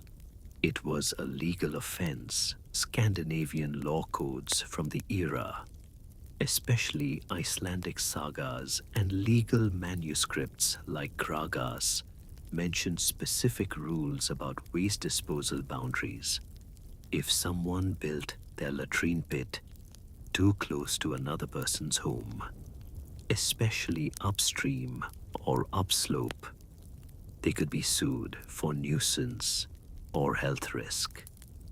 And don't laugh. Poop feuds were real. A poorly placed latrine could cause foul runoff to flow into a neighbor's livestock trough or seep under their home. Suddenly, your friendly sheep farming neighbor becomes a full-blown courtroom enemy, arguing over inches of contaminated soil. Historians still debate whether the sanitation awareness here was intentional or accidental? Did they understand bacteria? No. But they definitely understood bad smells, sick livestock, and suspicious puddles. You crouch beside one trench and notice that the latrine is built on a slight slope, lined with flat stones, and dug away from the main well. That's not coincidence. It's planning. Someone thought about this. Someone who didn't want to drink their cousin's leavings. And here's the weird part. Latrines could add to your property value. If your household had a well-built, properly maintained trench, it meant you were clean, smart, and probably had enough workforce to keep it up. Like a modern home with a great bathroom, fancy trench, fancy people. One fringe document even suggests that some families rented access to their latrines during festivals or market days, charging a fee in dried fish or small coins for clean access. The Viking porta potty business. Legendary, but that wasn't the only form of waste-based power. In certain regions, waste collection from animal pens and latrines was a seasonal chore, and the resulting compost heap, called muckhaug, was a prized part of the farm. If you had good compost, you had good soil. If you had good soil, you had good crops. And that meant wealth. So if someone stole waste from your latrine, that was theft, actual poop theft. There's even speculation that some land disputes weren't about boundaries at all, but about access to manure runoff. The legalese was just an excuse to cover up what was really going on. Agricultural espionage fueled by high-quality Viking dung. You glance over at one trench that's clearly newer, with moss not yet grown back on the edges. A fresh bit, cleanly dug.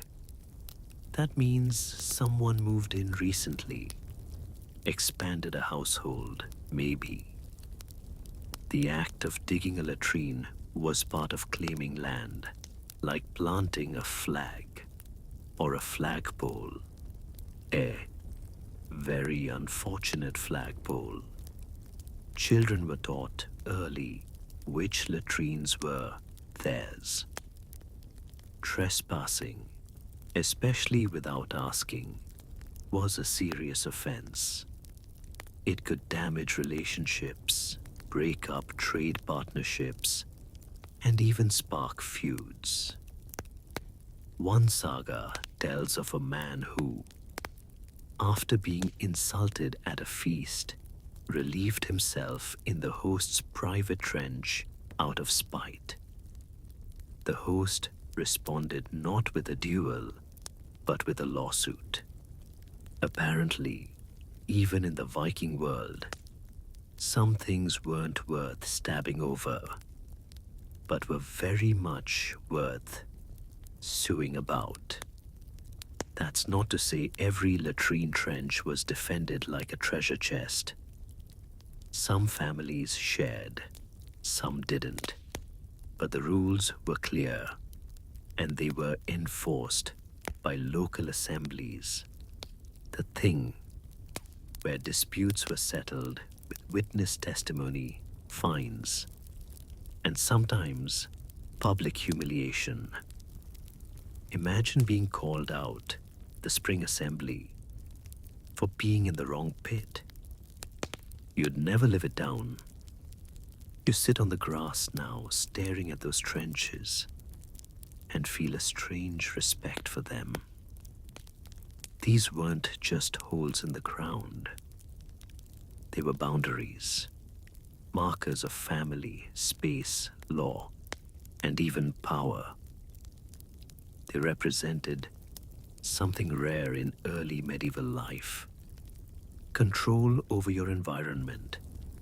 In a world full of snowstorms, raids, shipwrecks, and bad gods with worse tempers, having one spot where you could squat in peace, that was something. You look up at the stars again and imagine a Viking farmer staring at the same sky, arms folded, watching over his latrine trench with pride. It's not the stuff of sagas. No one sings songs about compost etiquette, but maybe they should have. Because if you want to understand how people really lived, look not just at their swords, their temples, or their ships. Look at their trenches, and suddenly you understand something important. The Vikings didn't just conquer the world, they also managed their waste like professionals.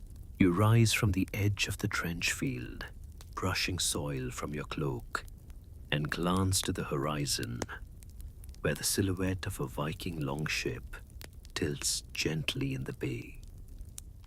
The sea whispers against the rocks. The smell of salt and tar cuts through the night.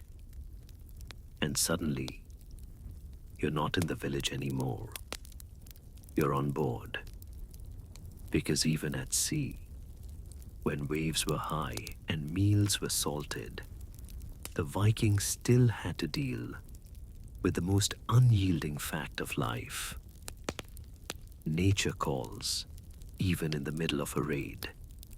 So how, you wonder, did they handle hygiene when they were hundreds of miles from their turf-roofed toilets? Welcome to the cramped, creaky world of Viking longship toilets, or rather, the lack of them. You clamber onto the deck of a carved oak longship. It rocks. Gently beneath you, the deck slick with spray. There's no cabin, no bathroom, no cozy little outhouse tucked into the stern. Just rows of benches, crates of salted fish, coiled rope, and 25 other people with the same problem you have. You sit, eyeing the side rail, because that's it. That's the solution. Yes, Vikings relieved themselves over the side of the ship, or more delicately, into a bucket and then over the side. It wasn't ideal. It wasn't glamorous. But it worked.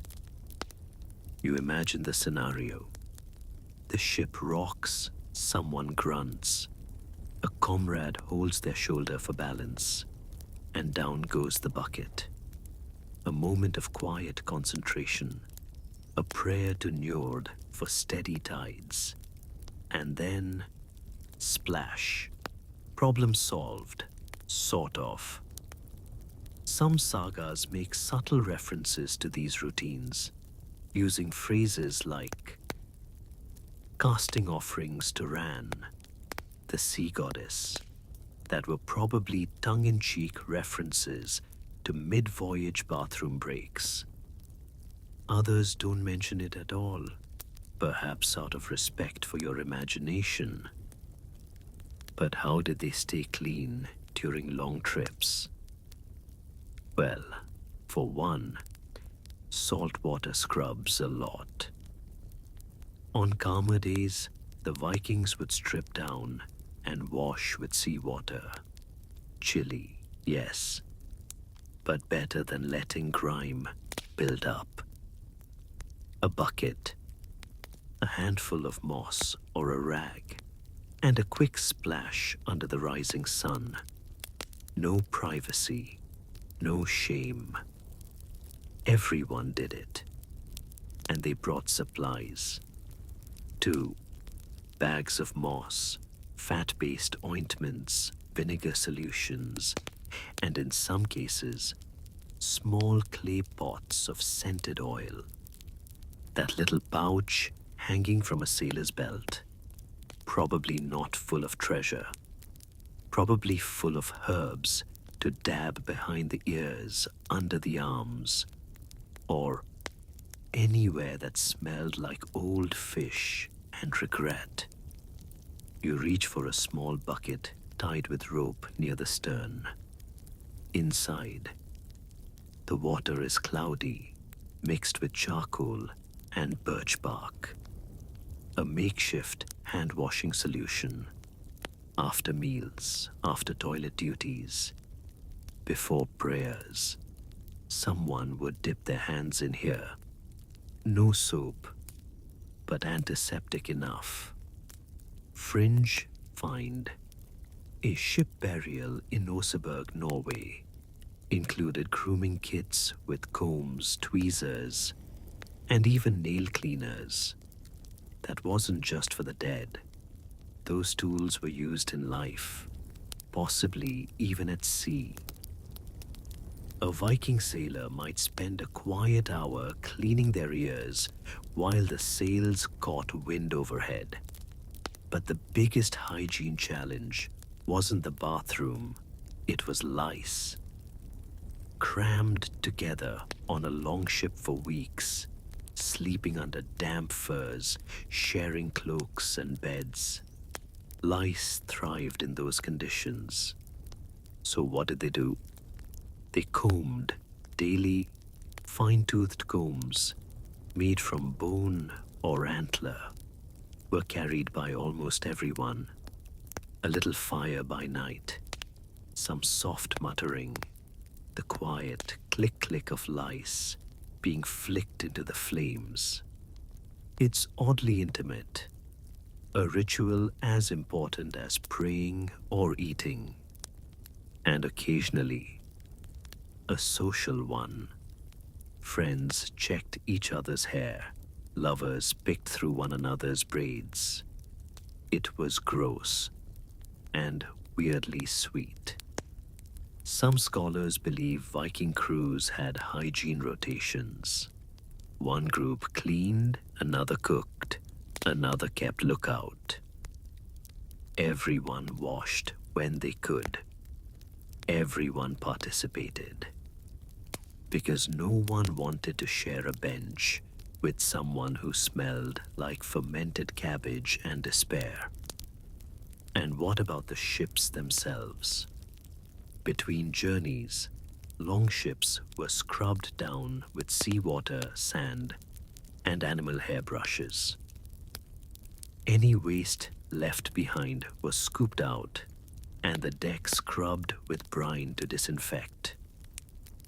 It wasn't luxury cruise clean, but it kept rot and disease at bay. The ship was sacred. You kept it clean. And yes, there are tales, though rare, of latrine-like planks hung off the side of larger ships.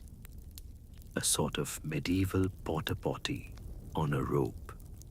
Simple, dangerous, effective. The kind of invention born of desperation and too much barley stew. You lean over the rail now, feeling the ocean spray sting your cheeks. A seagull floats nearby. You can almost hear the jokes the crew would make. Sailor humor, full of bodily functions and bad puns.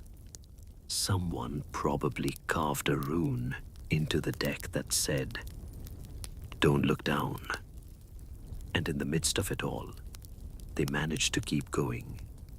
Across the North Sea, down the rivers of Rus, through the heat of the Mediterranean. Not just alive, but presentable. Because wherever they went, the Vikings brought more than axes. They brought their standards. Standards That meant you didn't stink up your ship, that you combed your hair even while drifting past icebergs, that you somehow managed to impress a Byzantine noble despite the fact that you'd been pooping off a plank for 3 weeks. And you realize now, as the ship creaks beneath your feet and the wind tugs at your hair, it wasn't about perfection. It was about effort. A little dignity held together by twine, moss, and the occasional splash of salt water.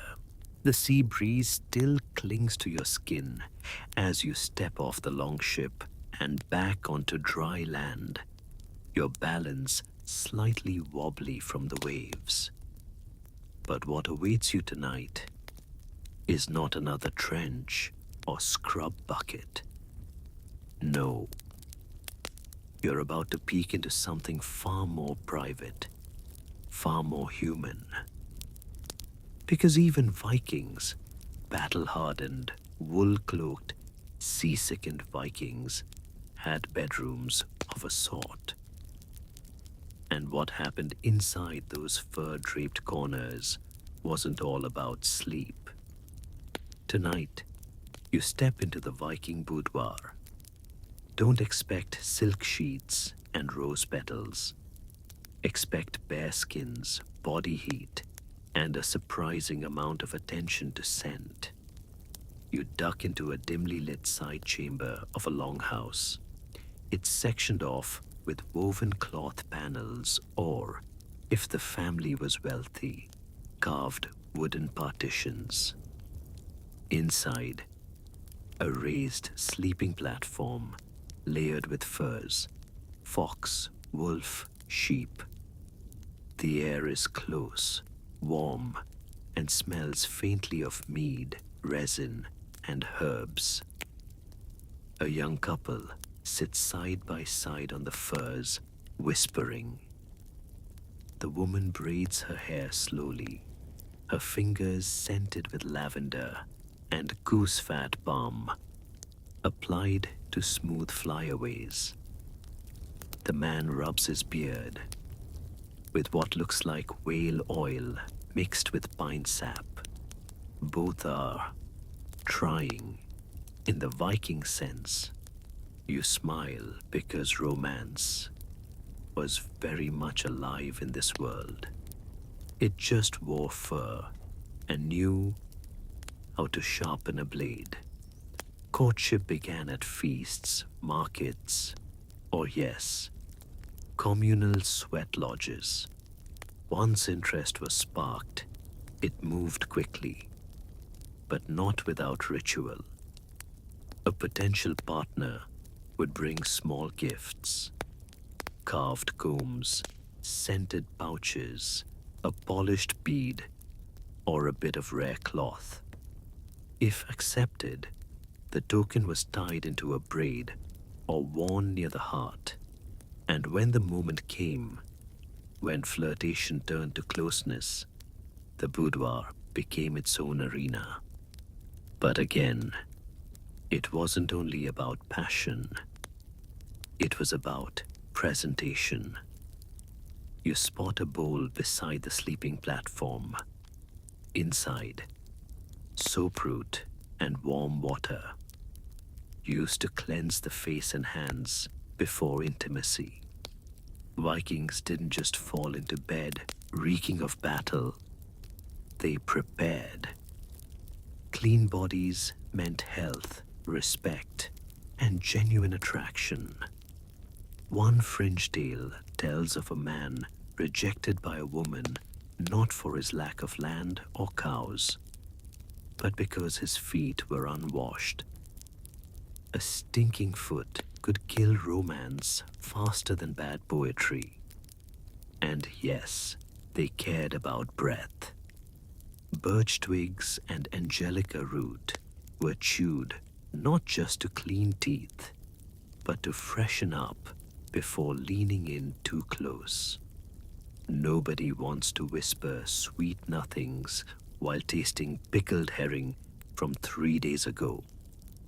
You notice the bedding is arranged carefully. Furs on top, wool underneath. In colder regions, heated stones might be wrapped in cloth and slipped between layers to warm the space before sleep. Or something more exciting, couples curled together like spoons, wrapped in cloaks, whispering sagas between kisses. Were there rules about intimacy? Sort of. In marriage, partners were expected to maintain themselves, bodily and emotionally. A clean, kempt appearance showed care and affection. Some sagas even reference post-bath seduction, a man scrubbing himself clean before slipping into bed, as much a signal as a love poem. And contrary to popular myth, Viking women weren't passive. They had choice. They could initiate, refuse, negotiate. A woman with well-oiled hair and a scented pouch tied to her apron wasn't just showing off grooming skills. She might have been signaling. You hear laughter from behind the curtain as one woman shares an herbal oil with another made of crushed juniper, gooseberries, and mint. For luck, she winks. But luck smells a lot like an early Viking perfume. Now, let's be real. Not every Viking boudoir was bliss. Longhouses were crowded. Privacy was rare. Couples often shared sleeping spaces with children, elders, or other family members, which meant you learned to be quiet, quick, or creative. But even then, rituals persisted. Before travel, a partner might leave a scented cloth in their lover's chest or under the pillow. Before battle, a small charm braided with hair and herbs. Before bed, a kiss not just of passion, but of protection. And here's the thing, love and hygiene were linked. A dirty cloak could be forgiven.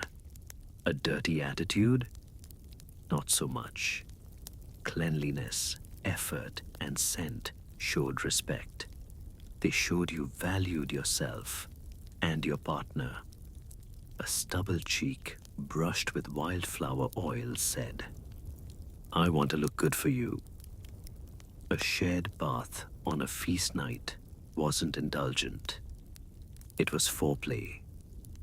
Historians still debate whether sex before marriage was common or frowned upon. The sagas offer conflicting stories, some bold, some reserved. But one thing is clear, presentation mattered.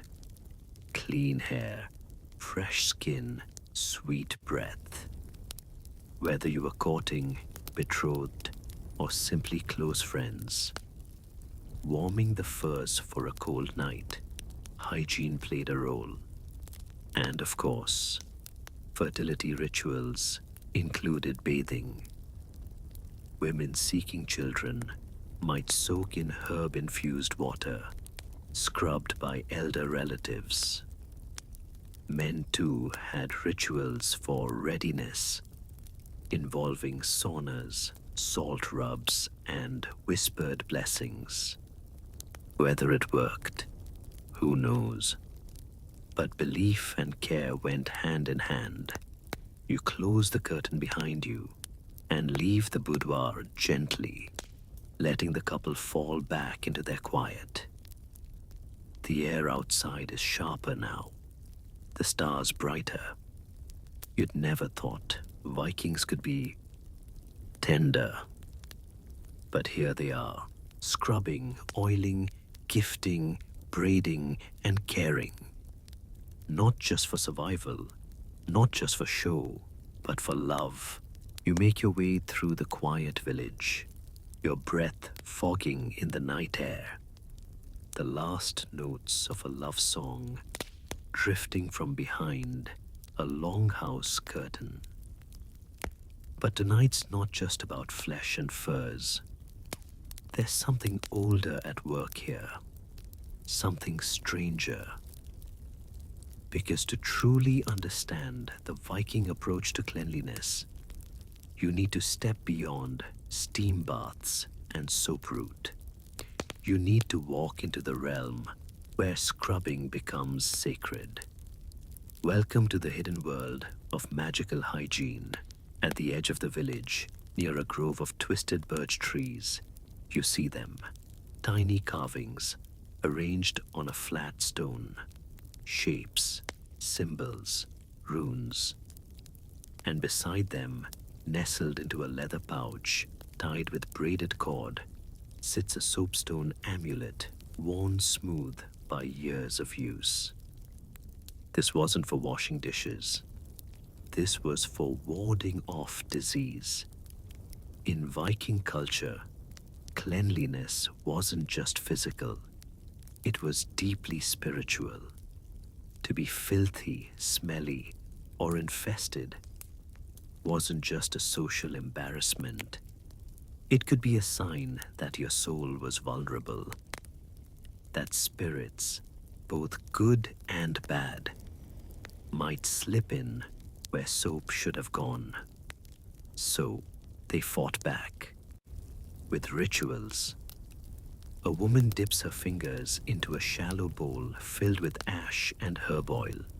She dabs it behind her ears and on her forehead. Not perfume, protection. The mixture includes yarrow, mugwort, and crushed garlic. Plants believed to ward off curses, spirits, and sometimes just bad luck. Nearby, a young man ties a small leather charm pouch to his tunic. Inside, a flake of soapstone, a pinch of salt, and a single strand of his grandmother's hair. He's about to travel to another village, and he wants to stay clean, inside and out. Historians still argue whether these rituals were mostly symbolic or if the herbs had real antibacterial effects. Spoiler, many of them did. But to the Vikings, it didn't matter. What mattered was intention. Ritual was power. And the most sacred of these rituals, bathing before ceremonies, before a wedding, a funeral, a declaration of revenge. You didn't go into these things dirty. You purified with sweat, with steam, with scrubbed hands and anointing oils, to show the gods and your enemies that you came prepared. You walk further into the grove and find a ring of stones, each one scorched slightly at the base. A former ritual bath site, not for hygiene, but for clarity, for vision. Some Viking mystics, Volvas, would bathe in herb-infused water, then enter a trance to speak with spirits. The cleansing, not optional. It was the key to open the door. And what about the famous berserkers? Those frothing warriors who tore through battle like wolves in human form. They too had ritual cleansings. Before entering their fury, some were believed to fast, bathe, and cover themselves in specific herbs, burning juniper, pine resin, maybe even hallucinogenic mushrooms. The line between body purity and mind control was thin and sweaty. Some fringe legends say berserkers were forbidden to bathe after battle, to keep the spirit of rage from leaving too quickly. Others claim the opposite, that a post-battle bath washed away the fury and allowed the man beneath to return. No one agrees, but all agree. Bathing had meaning. You move back toward the village now, where an elder woman is sprinkling salt and crushed eggshells along her doorstep. Not a seasoning accident, a protection spell. Dirt wasn't just a physical nuisance, it was an invitation. Keeping your home, your hands, and your feet clean kept the unseen at bay. Even children were taught early. Wash your hands, or the spirits will notice you. Scrub your feet after stepping in a graveyard.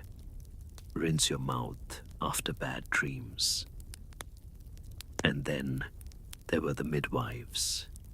You see one now, hunched by the hearth, boiling linen strips and muttering softly under her breath. She's preparing for a birth. The tools, boiled clean, rubbed with crushed thyme and fat. The mother, bathed. The baby, washed and anointed with salt, butter, and ash. A trio meant to strengthen, bless, and protect. These weren't folk tales. These were everyday realities. To cleanse the body was to seal the spirit. In one corner of a longhouse, a man scratches a rune into a comb before giving it to his daughter. The rune isn't for style. It's a blessing for health. Every time she combs her hair, she's brushing protection through each strand. You suddenly remember the tiny charms braided into beard hair, the herbs sewn into pillow corners, the habit of placing scented stones in the corners of a home. It wasn't just decor, it was defense. And just when you think you've seen it all, you hear the most sacred sound of all, silence as a funeral procession passes. Even in death, the Vikings cleaned. The body is washed with oil and river water. Hair combed, nails trimmed, scented cloth wrapped around the chest. They knew the journey to the afterlife was long, and no one wanted to face the gods with greasy armpits. There's even evidence that cleanliness affected burial rites. A warrior unwashed might not be honored. A woman buried with soap and a comb, respected, remembered, maybe even feared, because she knew how to keep both her soul and her spit polished. You pause, overwhelmed not by the details, but by the intention behind them. The Vikings didn't divide the world into clean and dirty. They lived in the blur, but they fought for meaning through ritual, symbol, and soapstone. And in doing so, they reminded us that cleanliness is never just about the body. It's about control, identity, power, and sometimes about keeping the ghosts away. The flickering firelight from the village longhouses begins to dim as families settle into sleep. A hush falls over the landscape, interrupted only by the distant hoot of an owl and the soft rustle of wind in the grass. But tonight's tale isn't ending in the warmth of the hearth. No. Tonight, you're heading into the most solemn place of all, a Viking gravesite. Because even in death, especially in death, hygiene mattered. You stand now before a burial mound just outside the village. The earth is freshly packed. Atop it sits a carved stone etched with runes, and nearby, laid out in careful sequence, are the tools of final preparation: comb, cloth, oil, and a shallow wooden bowl of river water laced with wildflowers. The body has already been washed. Yes, washed. Vikings didn't bury the dead in filth. The cleansing of the body was a sacred task, performed by close kin or community elders. Warm water, sometimes mixed with soap root or juniper, was used to bathe the skin. Special care was taken to comb the hair, clip the nails, and gently close the eyes.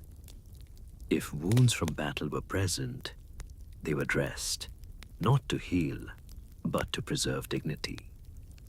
Death might have been inevitable, but how you died and how you looked afterward was part of your legacy. You step closer and catch the scent of birch smoke and beeswax drifting from the nearby funeral fire. The body has been anointed, oils rubbed into the temples, wrists, and feet. Sometimes these oils were herbal blends, believed to protect the soul during its journey to the next world. Other times, they were simply what was available: goose fat, pine resin, the last good scent in the cupboard, and let's not forget the hair. Braids were retied. Beards were combed straight. Some families even added new beads or charms to the deceased's hair, gifts for the afterlife. One saga speaks of a warrior's sister braiding thyme and mint into his beard before burial. So, the gods might know him by his scent.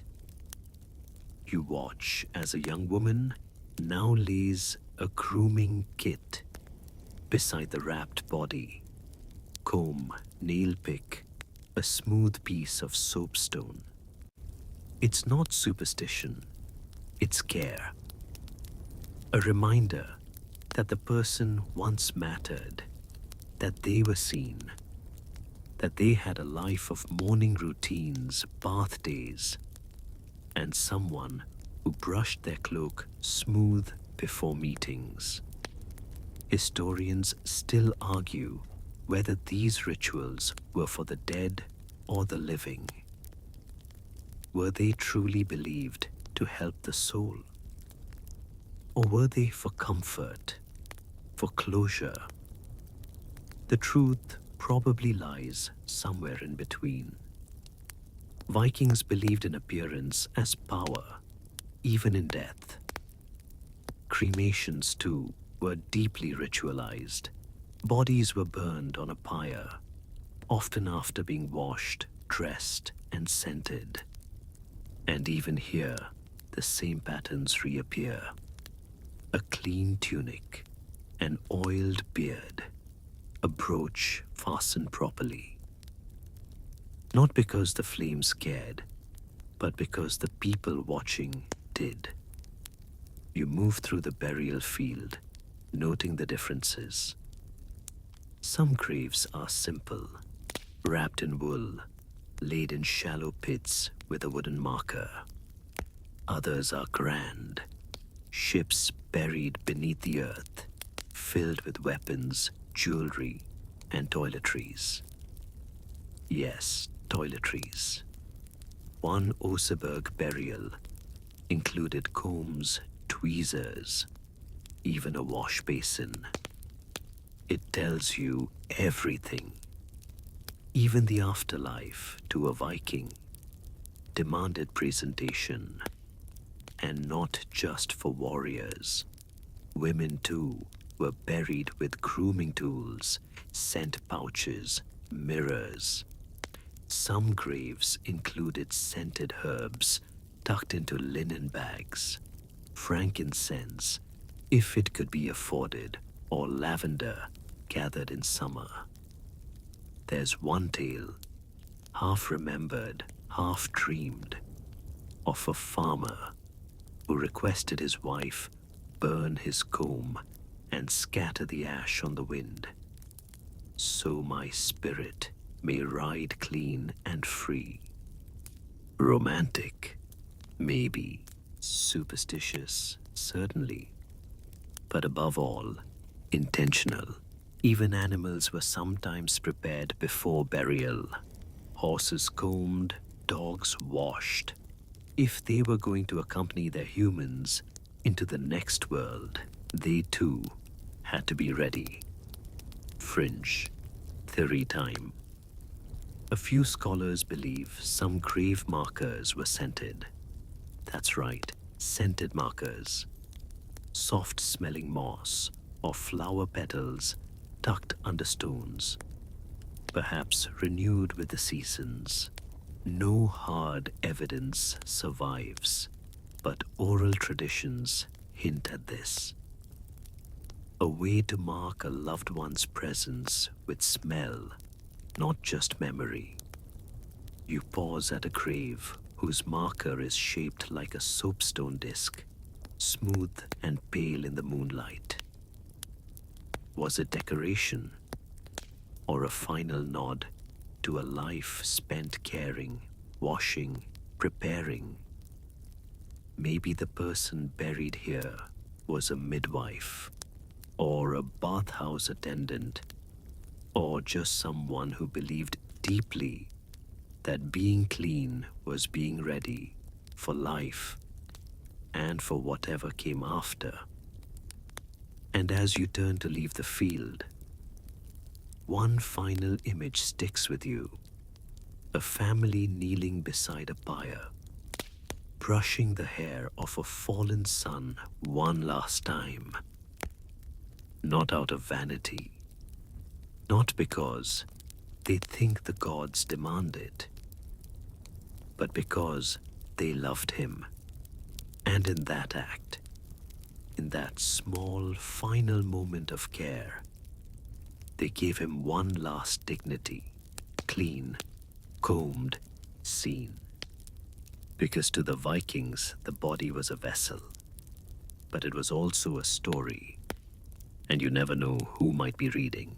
The air is still as you return to the village one last time. The fires have burned down to coals. The last conversations have faded into breathy silence, broken only by the creak of wooden beams and the occasional hoot from the trees beyond. But you're not done yet. There's one more destination tonight. Not a place of flesh or fire, but myth. Because to the Vikings, cleanliness didn't end with death. No, it carried over into eternity. So let's visit the realm beyond life. The afterlife, Viking-style. You follow an invisible trail through dream-thick fog. The earth falls away, the stars blur, and in their place rises a great hall, shimmering with light. Not just gold, but the pale gleam of birchwood smoke curling in slow spirals through the air. This is Valhalla, but forget what movies show you.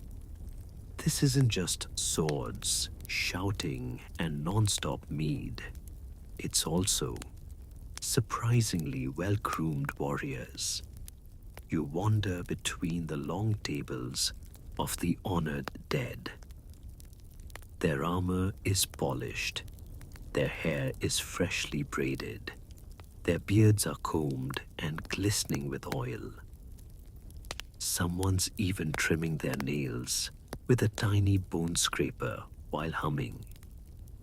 Because yes, in Viking imagination, even in the afterlife, you didn't roll into Odin's hall looking like you'd just crawled out of a swamp. you showed up clean. The sagas don't always say this directly, but woven into the poetry, into the descriptions of the worthy, are phrases like bright of brow, hair of ash gold, gleaming hands. These are not descriptions of the unwashed. In fact, some poems describe the goddesses of fate, the Norns, brushing the hair of the dead before their final judgment. Other tales say that Freyja's hall, Folkvanger, required a bath before entry, a ritual of water to separate the life before from the rest that comes after. You continue walking. The floor here is soft, woven grass mats, woolen runners. Hard to say, but it feels good. There's a warmth in the air, like sauna steam without sweat.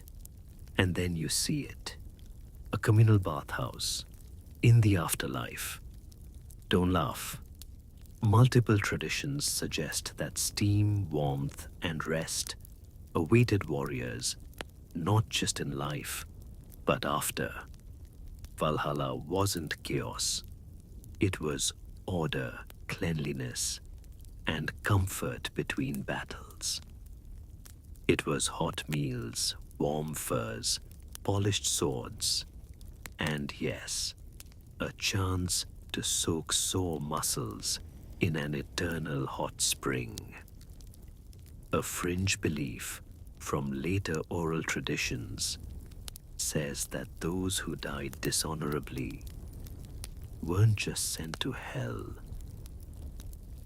They were left uncleansed, their spirits covered in the soot of shame, their hair tangled, their scent offensive to the gods.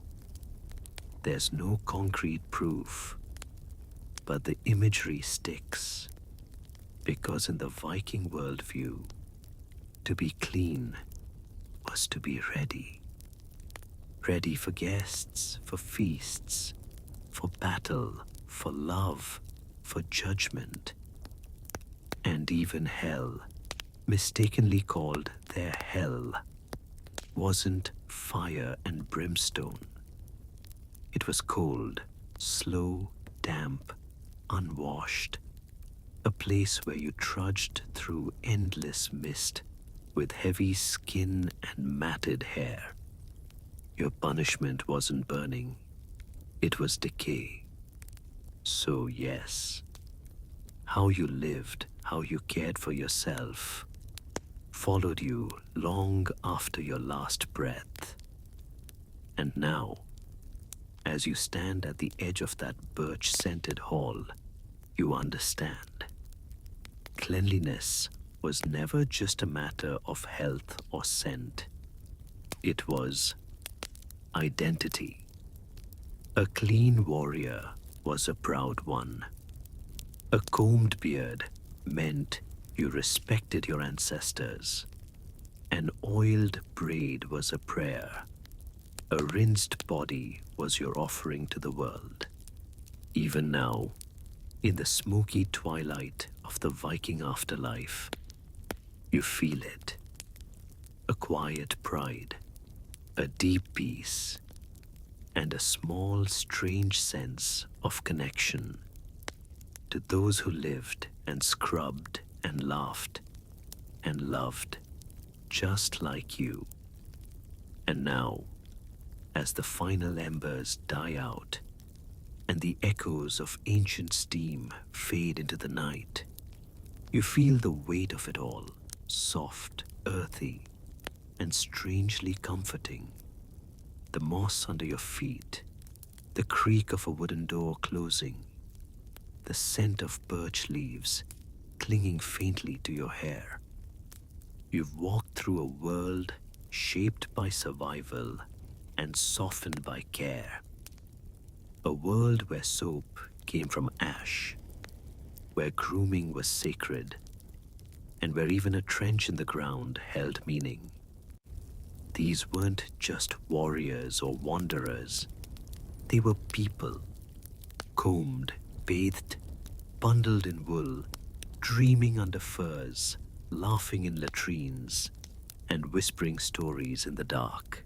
And now, you can rest too. Let the rhythm of water in a wooden bucket lull you. Let the quiet hum of old combs, soapstone, and sweat lodge chants rock you gently towards sleep. There's nothing left to scrub tonight, nothing left to mend. Just the soft memory of oil-slicked hair and mead-sweet breath, and the knowledge that somehow the cleanest places in Viking life weren't the most obvious. They were the ones filled with love, preparation, respect, and just a little bit of moss. So, sink deeper now. Let go of the longhouse. Drift past the steam. Float gently into that soft, woven mist where time slows, where memory fades, and where the wind always smells a little bit like pine and firewood. Good night, traveler. Sweet dreams.